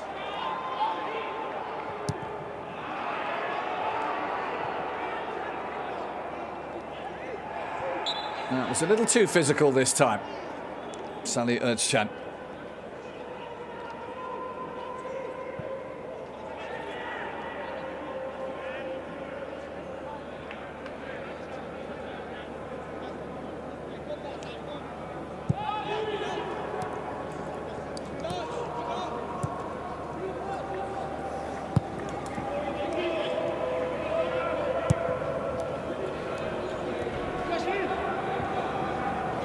According to their coach, Tim Walter,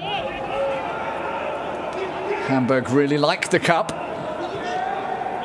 He particularly likes the do-or-die attitude that you need. That was well done. Needs a header on the end of it. Glatzel gets it. Finally, the breakthrough that Hamburg have been looking for. just a minute or so into extra time. And Tim Walter's thinking, why couldn't they have done that in 90 minutes? A momentary lapse of concentration at the back from Köln, and Hamburg are in front. Glatzel in between Hubers and Hector.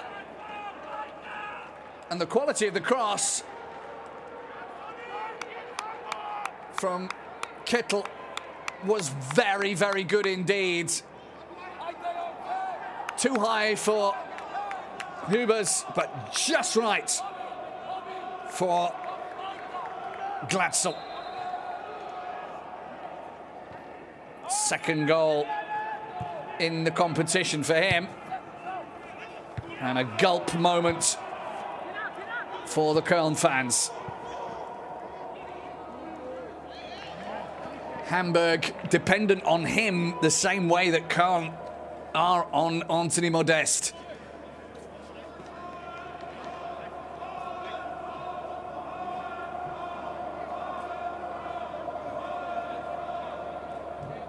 Higher's throw.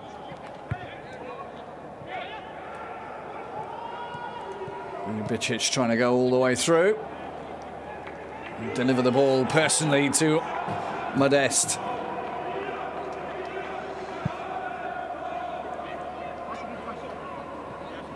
Köln still have a couple of substitutions they can make.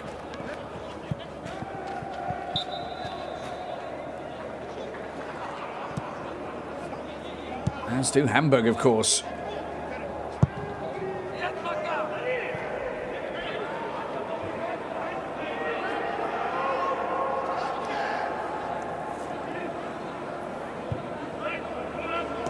The one positive that Köln fans will take from this is that the goal was scored at the beginning of extra time and not at the very end of it. They do have half an hour, or just under half an hour, to get themselves back into this game. There's no away goals counting double in the DFB-Pokal.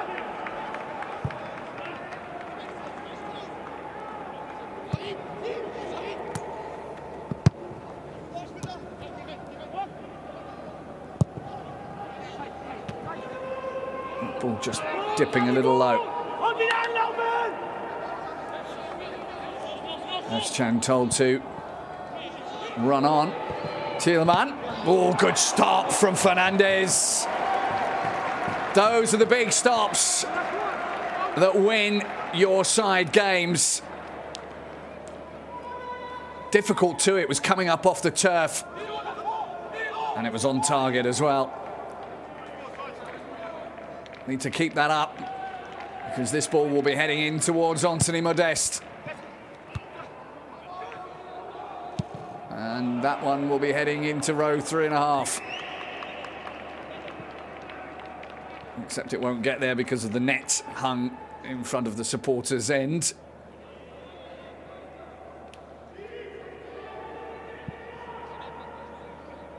Glatzel rose so well to get on the end of that. He's 1.93 meters, but it was Sonny Kittel's ball in that really made that goal for Hamburg. That'll be a foul. Well, I thought it might be, but the referee's whistle seemed to play advantage, I think. Köln being urged on by the fans in the stadium. Another corner for them.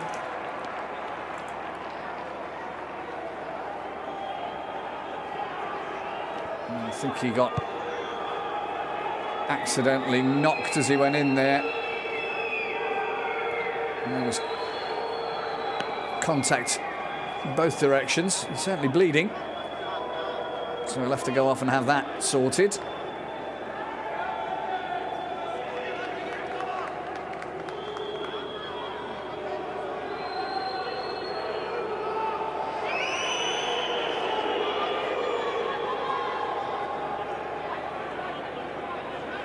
Until that is sorted, Hamburg are temporarily down to 10 men, and that might suit That might suit Köln, because the big man Glatzel will be there keeping an eye on some of the bigger Köln players. Another injury. This time it's Schonlau that's down.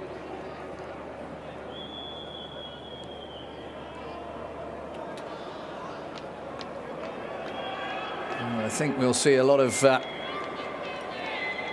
attempts at time wasting in this last half an hour, now that Hamburg have got themselves in front.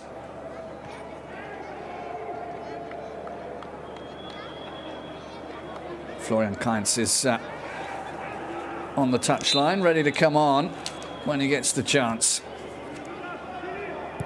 Another one of the regular starters for Köln.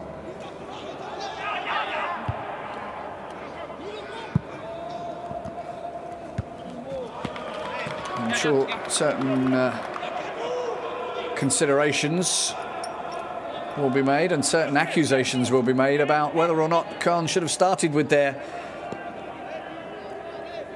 first 11.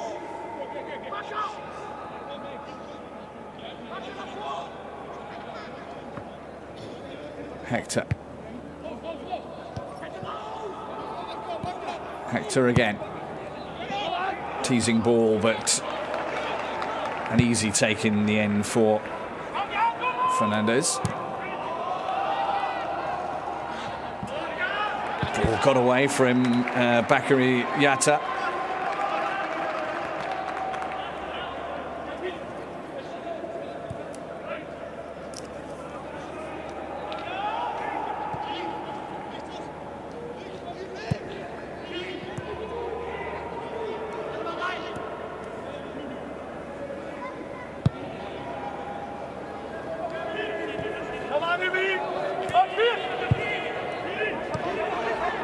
Hector couldn't control the ball.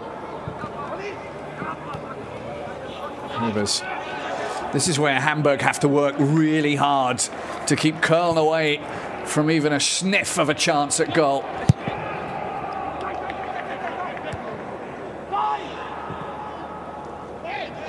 Well won. Andre Duda needs to do something with it now. Fouled in the end. Central position. Good place for a free kick. And the referees, I think, coming across to give a yellow card to Tim Walter. Another one of the disadvantages about not having fans in the ground is that referees can hear what you call them or what you're saying to them. So Jan Thielmann comes off. Florian Kainz is on. That needs to be something special. Mark Uth is very able to execute something from this distance, as is Andre Duda. Which of them is it going to be? It's Uth straight into the wall. Hubers into the captain, who finds his way blocked. Mustn't complain too hard. He's on a yellow card.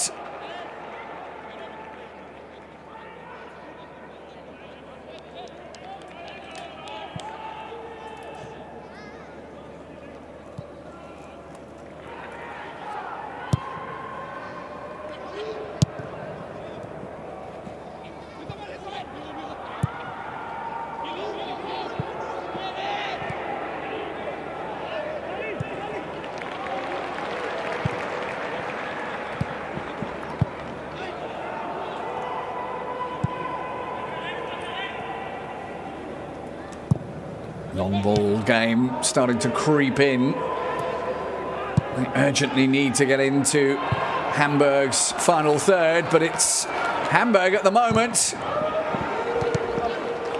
Yatta wanted a corner, isn't going to get one.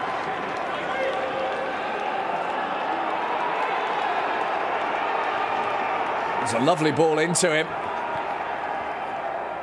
And a good block in the end.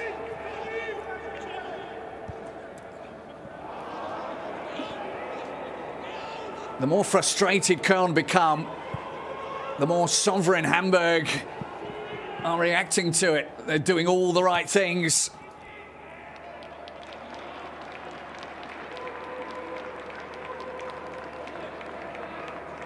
They're going to be tired now. And although they've got that big derby with St. Pauli coming up, St. Pauli have got a big game today as well at home to Dortmund.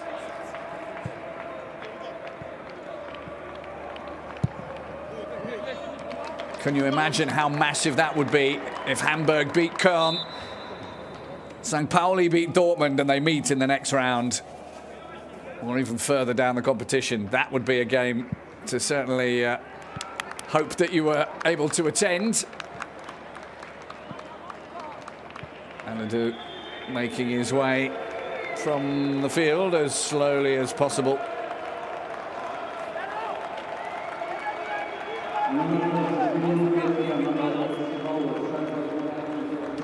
I do believe there was a bit of a fifth column in that group of four gentlemen. Certainly had a Köln scarf on, but he was shouting for Hamburg.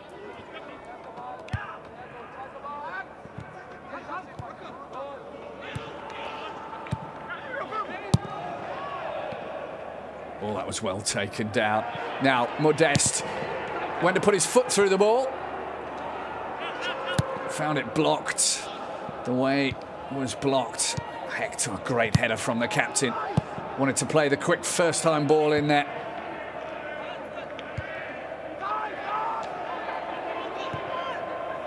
And this is where Köln also have to be very careful.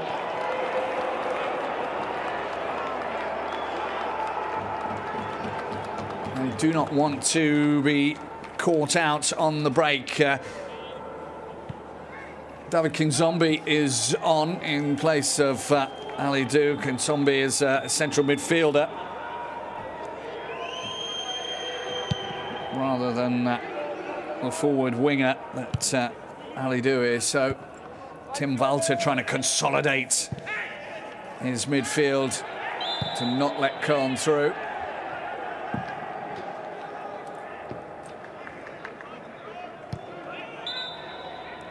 Ball was rolling.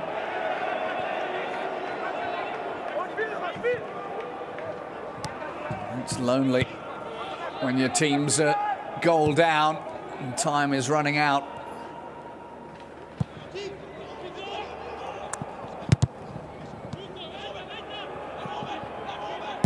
He's all on his own there. Nobody there to help him out, really. There's a foul right on the edge of the box, or so Köln and their fans thought, but not according to the referee and his team. Kittel. Oh, Yatta is in a good position.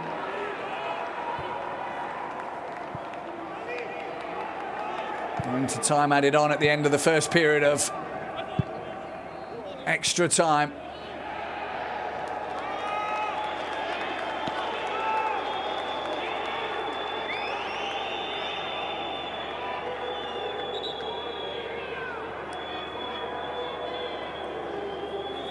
And you'll see Tim Walter getting the yellow card. He'll take that if his team can get the victory today.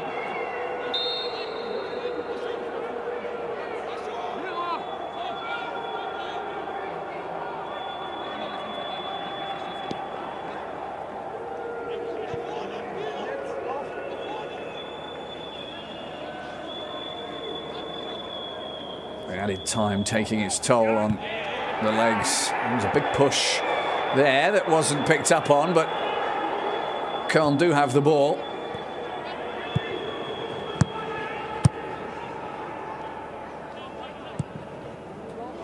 Köln have to score. to force penalties. That's it. That's the end of the first period of extra time. And thanks to Robert Nesterglatzel, Hamburg are a goal up. I seem to remember that Bob Marley's name was Robert Nestor Marley. I think possibly Bob Nesterglatzel has a mum and dad who were big Bob Marley fans.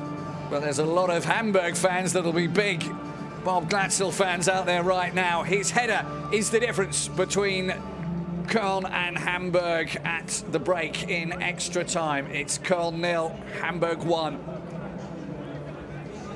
As it stands, Hamburg have got a foot in the next round, the quarter-finals of the DFB-Pokal.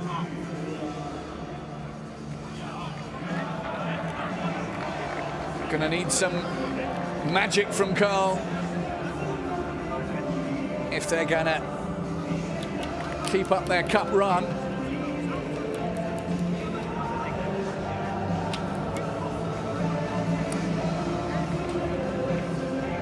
Hamburg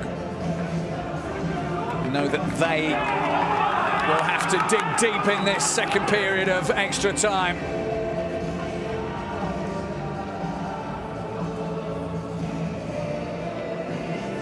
The final in Berlin is something very special. Something these two sides haven't experienced in quite some time. All the clubs.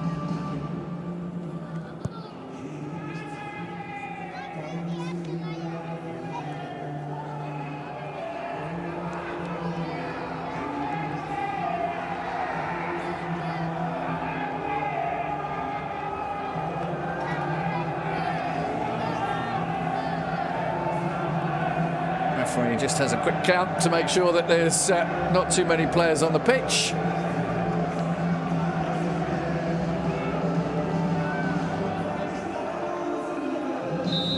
The final 15 minutes of this cup tie get underway. Köln trailing by a goal to nil. They need a goal to force penalties to try and stay in this competition. At the moment, the team from the league below them have 1 foot in the next round.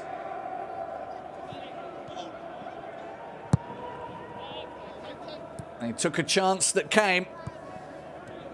Something that both sides were guilty of not doing throughout most of this match.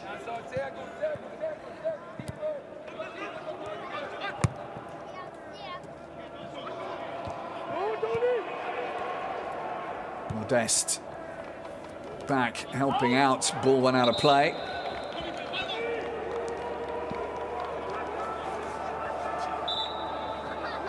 Modeste will now have to sprint back up the field to get into position for the next Köln attack that must surely come.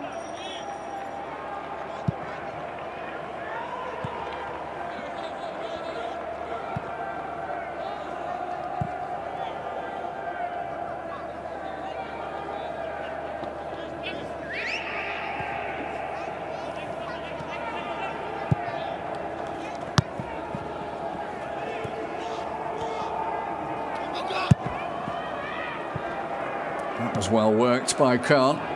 Needs a good ball in. Ljubicic made a bit of a mess of that. And he stayed down.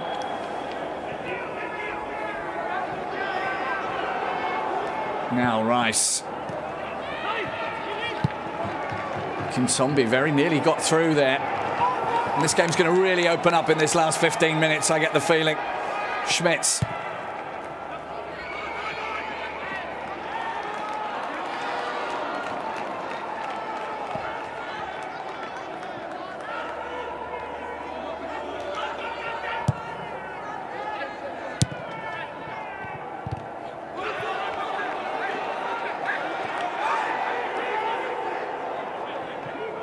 Protestations from Hamburg. They thought they might have had a throw here. Ut wants to score.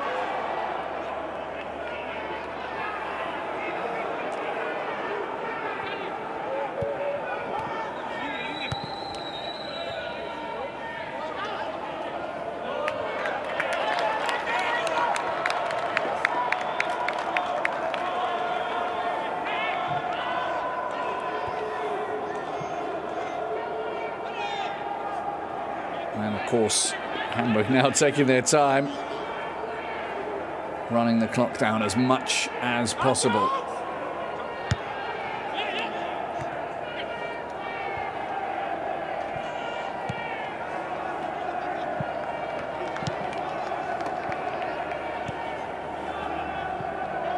That'll be a foul. Köln can't afford too many of those, simply because it just hands the ball back to Hamburg and they will run the clock down as much as they can.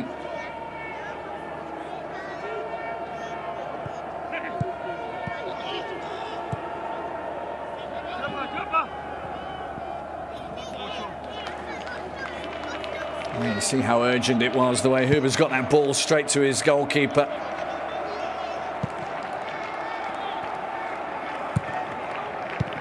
Schmitz keeps trying to play that ball down the line and it's not working.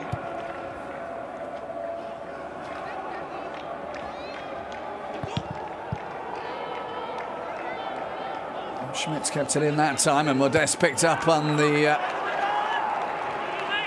ball.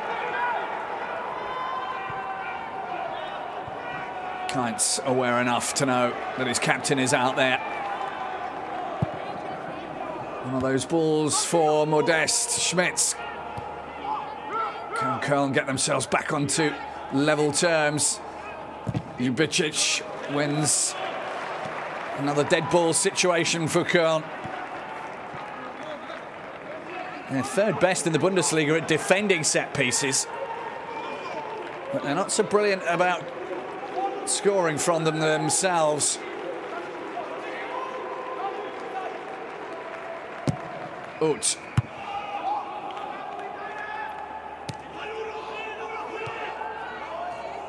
And behind again. There's a clip. Ball up into the night sky. Easy take for Fernandez, and he'll lie on the floor as much as he can.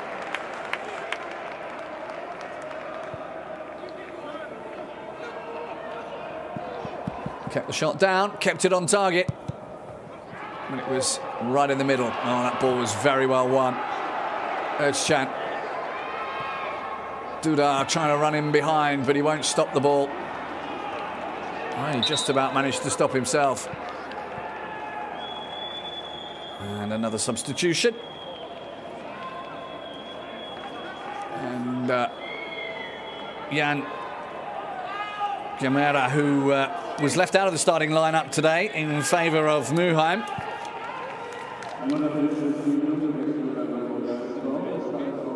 Gets to come on for the number 28.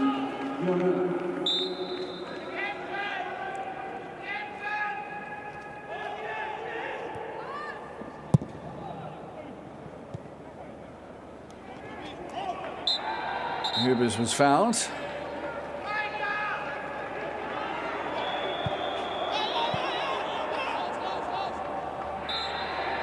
And another foul.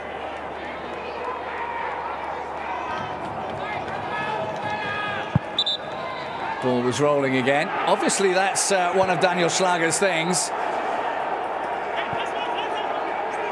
Shots, more for Köln, more of them on target. Fernandez has done a very good job today for Hamburg in their goal. And he might have to continue doing so if Hamburg are to keep Köln out and keep their place booked in the quarterfinals.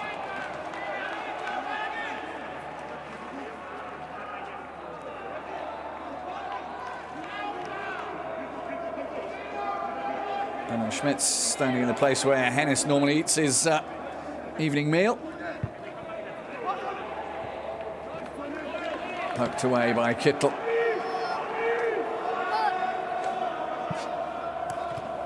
Oh, that was a little sloppy.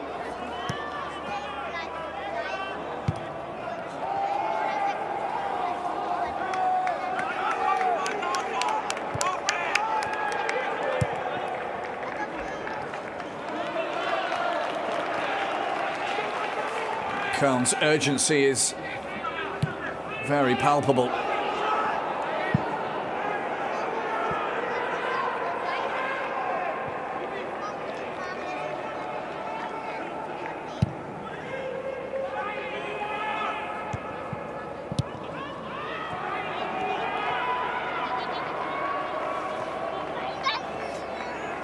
Huber's coming forward. You keep letting him get forward, and then his pass is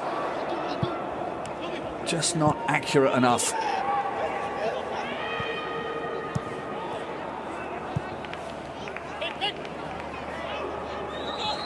Yatta kept it on. Glatzel won't get there. Oh, he's done very well. And he's gone over a little too easily for the referee to be impressed enough to give a penalty. Köln try and counter-attack now. Ljubicic is all fired up. Needs a finish. Needs someone who can hit the target. Hector slipped.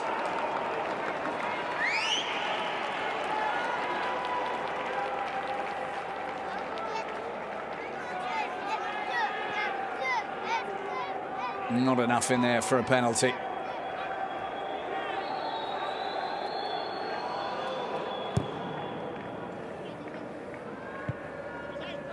Köln have 5 minutes to find an equaliser to push this to a penalty shootout.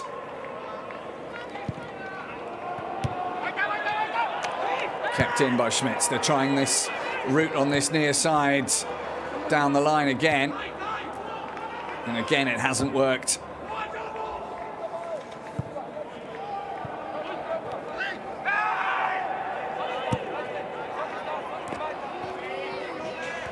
Salih Özcan is a real terrier of a player.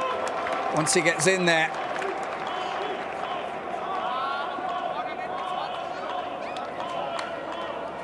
and you can see Tim Walter absolutely furious that that ball didn't go out. Mikkel Kaufmann is on the touchline as Hamburg now tried to run the clock down. Free kick for Köln. Guess what? The ball was rolling again.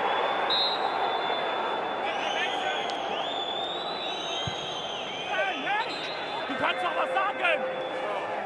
Sag doch was, Mann!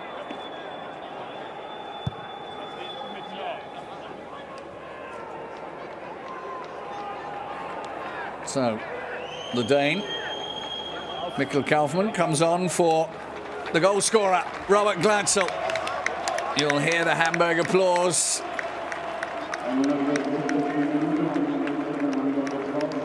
Full credit, though, must also go to Sonny Kittel for that delivery. Absolutely gorgeous.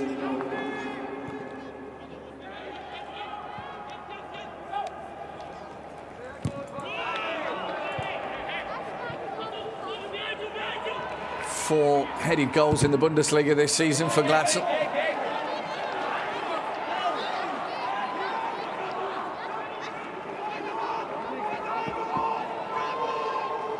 Modeste is in the centre. It's him they have to find. It's him that Hamburg have to keep quiet. That's very deep. Kainz.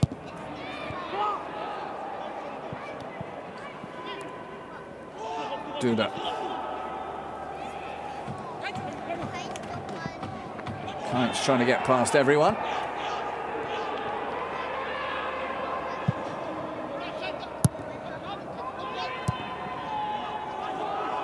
Köln have got 3 minutes left in the competition.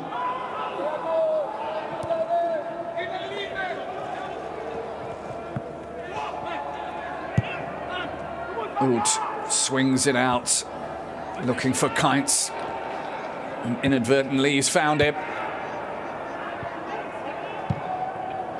And the clearance is one of those anywhere will do's, because that's exactly what they are right now. Anywhere will do. Run the clock down. Frustrate the opposition.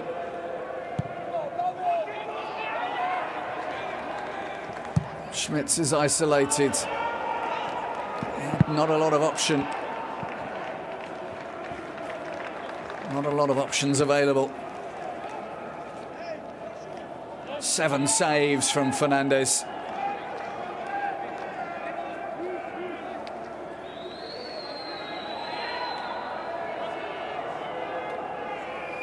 He's been a major part of why Hamburg are still in front.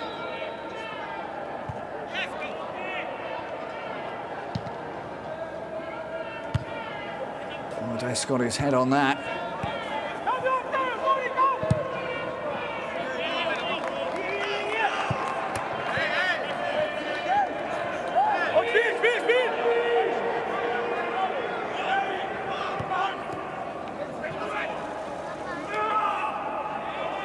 Dicic, I think, suffering a little from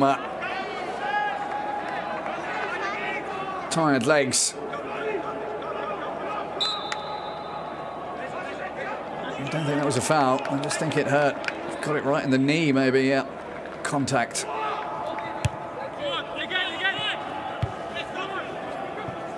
Good header.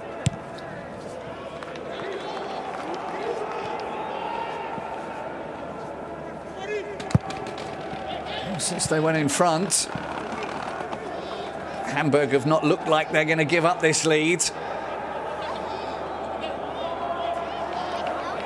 We're into the final minute. It needs to be something spectacular, and it needs to be something now for Köln.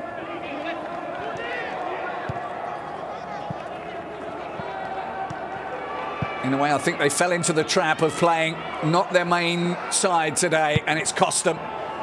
Modest is not close enough. And they're appealing for a penalty, and they've been given one. Drama to the max in the Rhein-Energiestadion, and the referee surrounded by Hamburg players. Now, what went on here? Schonlau, oh, he tugged him back ever so slightly with his arm. Stopped him, and immediately there's a tug on the shirt there. Immediately Modest's hand went up, and now they have the chance of forcing this one to penalties. A yellow card for Schonlau, the only player sent off this term for Hamburg. Double yellow cards.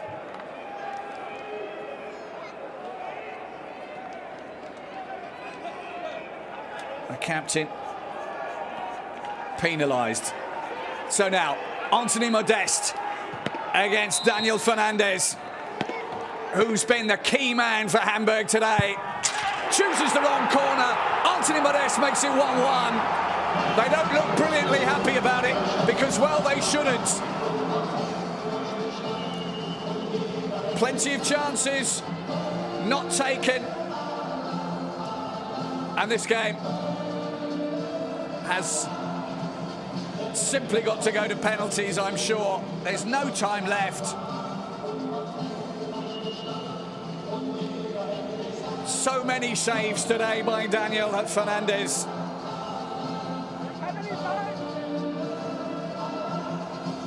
But not that last one.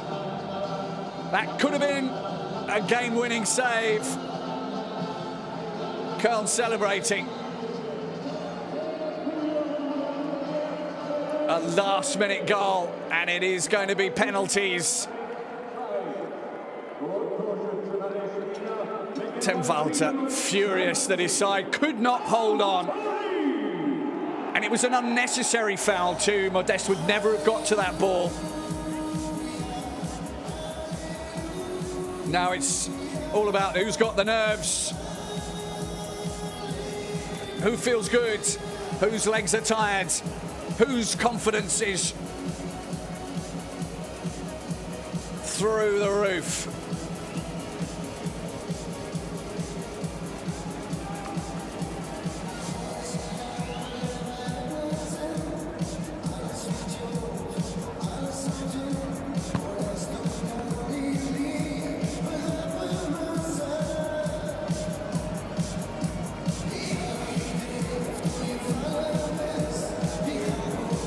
Modest has already taken one penalty.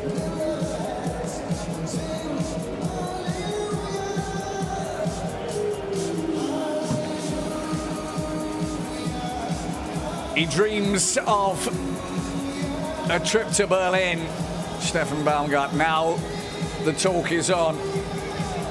How to fire up your team to score your penalty, your goalkeeper to save the opposition penalties.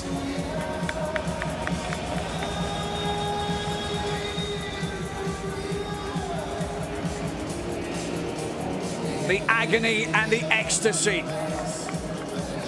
It's so often called, but it's so true.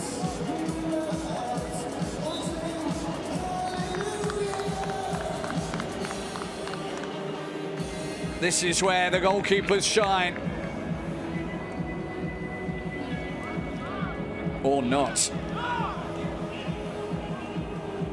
Schweber consults his list.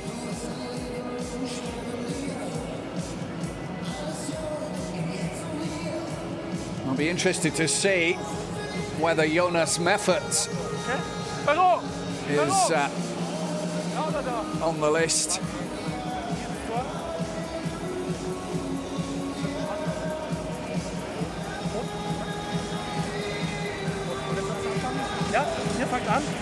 They're deciding who starts and which end.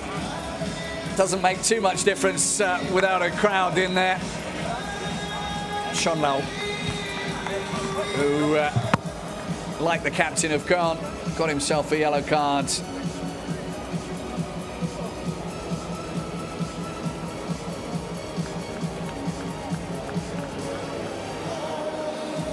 Schweber and Fernandez.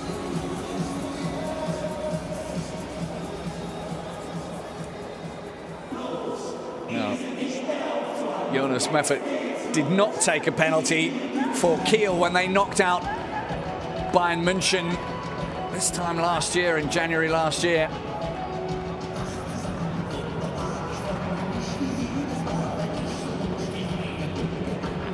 First penalty taker.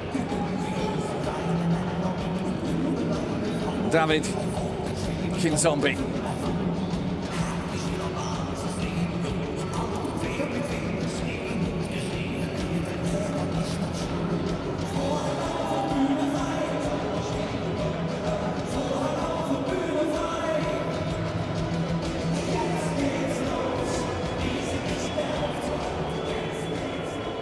You'll find players have their own rituals about what side up the ball faces, where they put it.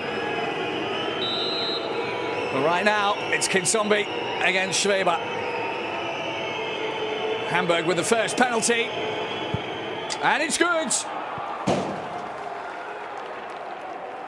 Advantage immediately to Hamburg.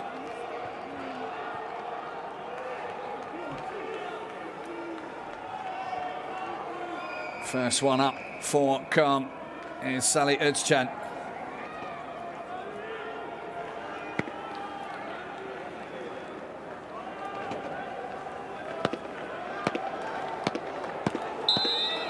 Özcan against Fernandez. Oh, save immediately. Poor penalty.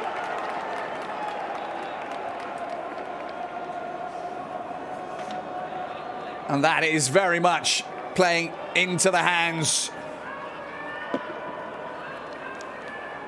of the underdogs. Although to call Hamburg underdogs doesn't sound right at all.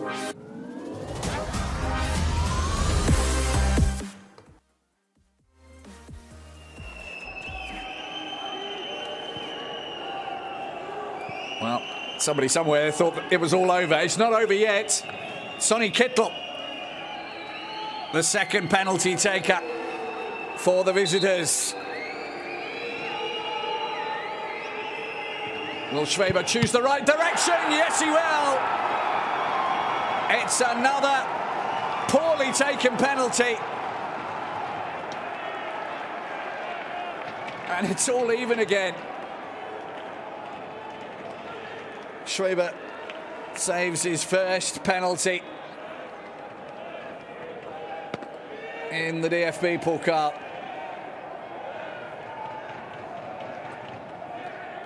He saved one before in Bundesliga 2, curiously enough, from Dominik Drexler.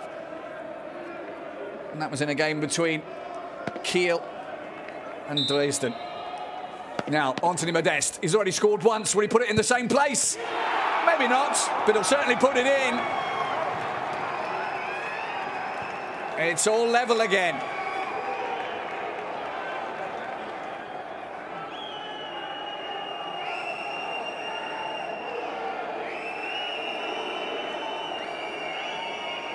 Two penalties down. One penalty apiece converted. Next up for the visitors, Ludovic Reis.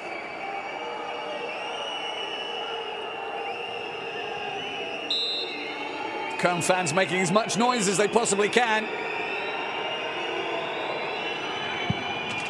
That's a well-taken penalty, as Reis gives Hamburg the advantage once more.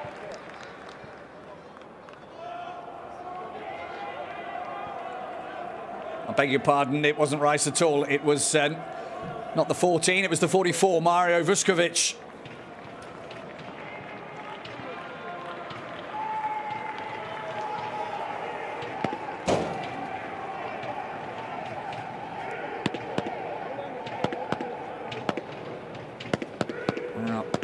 Dusan Ljubicic looked to have tired legs. Are they still tired? No, they're not.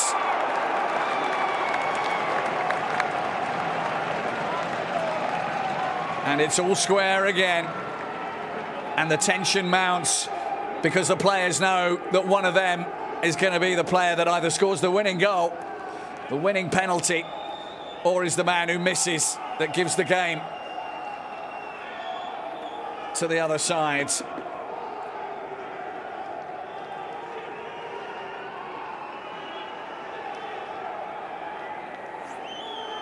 Jan Camera.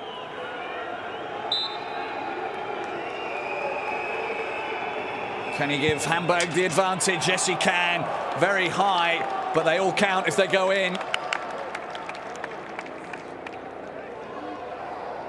That was a difficult one. See those come back off the bar more often than not. Andre Duda.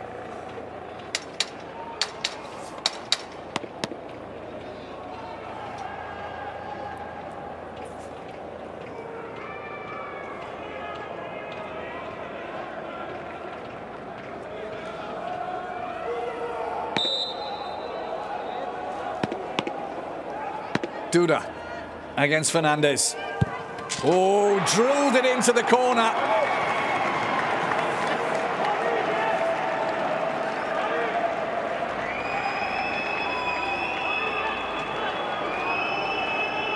Curling away from the keeper. Fernandes had chosen the right corner. Now this is where the pressure is massive.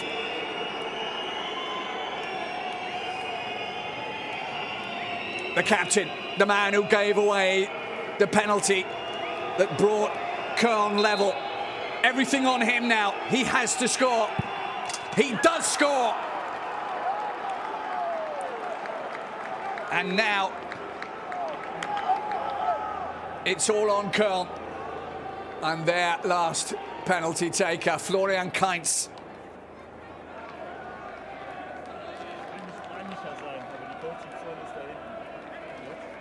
Man who spent a long time at Bremen, Hamburg's arch rivals outside of St. Pauli, of course.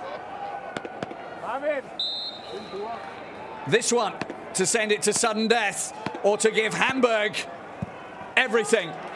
It's sudden death, and that was a very confidently taken penalty. Wait a second. The referee's wondering whether or not that one might have to be taken again.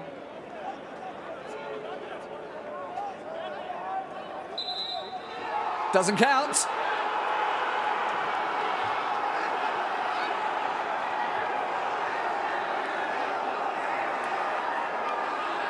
Because he touched the ball with his other foot before he struck it. What a horrible way to go out of the competition.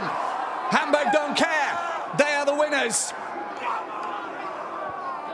Referee Daniel Schlager has been very precise all evening with the rolling balls. And this, I think, has been spotted by the video assistant referee, Søren Sturks. The penalty doesn't count because he touched it twice. First with his left foot, then with his right. Well, there'll be plenty of discussion about that in the coming days. And even his assistants look shocked as to why that goal didn't count. Stefan Baumgart keeps his own counsel. But in the end, it is Hamburg that progress on penalties by 4 penalties to 3 after it finished 1-1 after extra time. The most curious of endings. One that'll go down in the record books as one of the curiosities of the DFB-Pokal. But it's a cup that writes its own story. Anything is possible in this competition. And that last penalty kick has just added itself into the long, long history of the cup. I hope you enjoyed it. Hamburg go through. Köln have to wait till next season. I'm Phil Bonney. I hope you enjoyed it. I hope you can join me next time for more thrills, spills and action from the DFB Pokal. There's still more to come. Dortmund playing right now. And of course, there's still tomorrow a couple of games there as well. A big Berlin derby. Hope you can join me for that one. But until then, bye for now. And congratulations to the winners. Commiserations to the losers.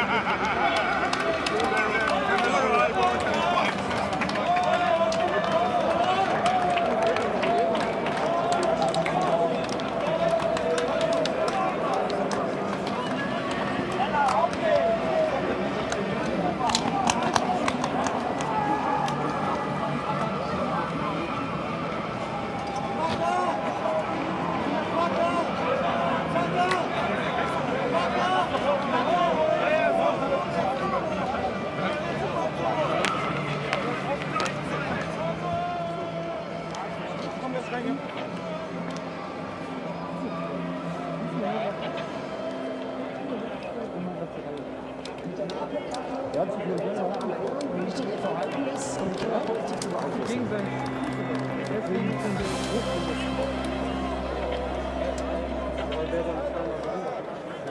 Lieber Stefan, das sind Dinge, die gibt es eigentlich gar nicht.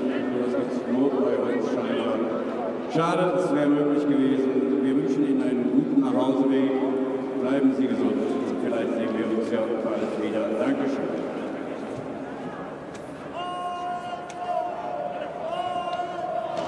Wir sind das Revier, der Block, der Hahn. Wir haben unterschiedliche Farben, Geschmäcker, Glauben.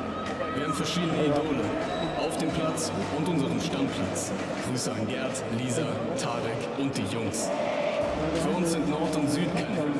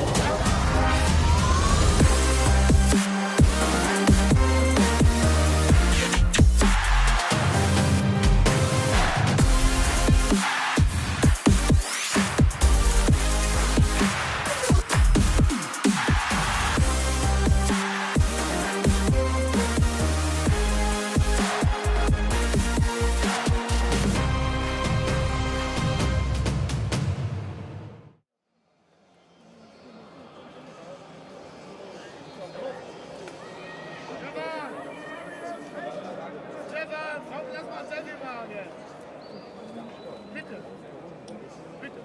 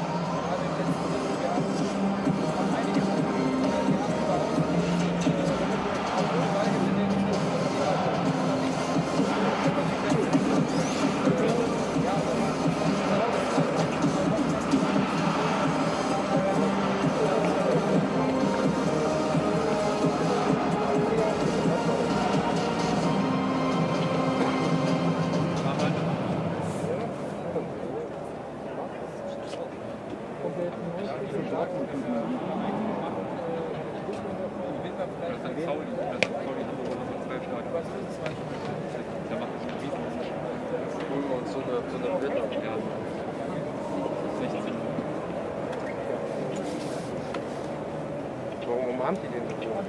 Der Traumschild. Nee, das ist die klassische Geschenk. Die macht auch immer die Töpfe.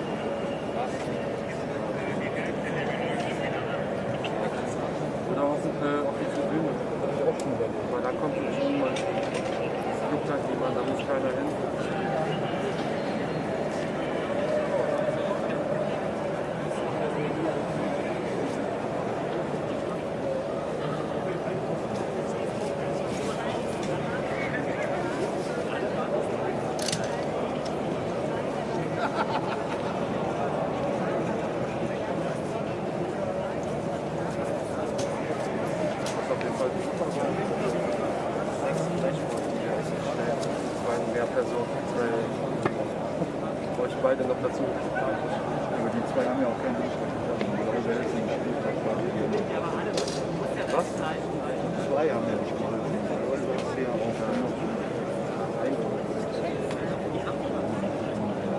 Der ganze Verein.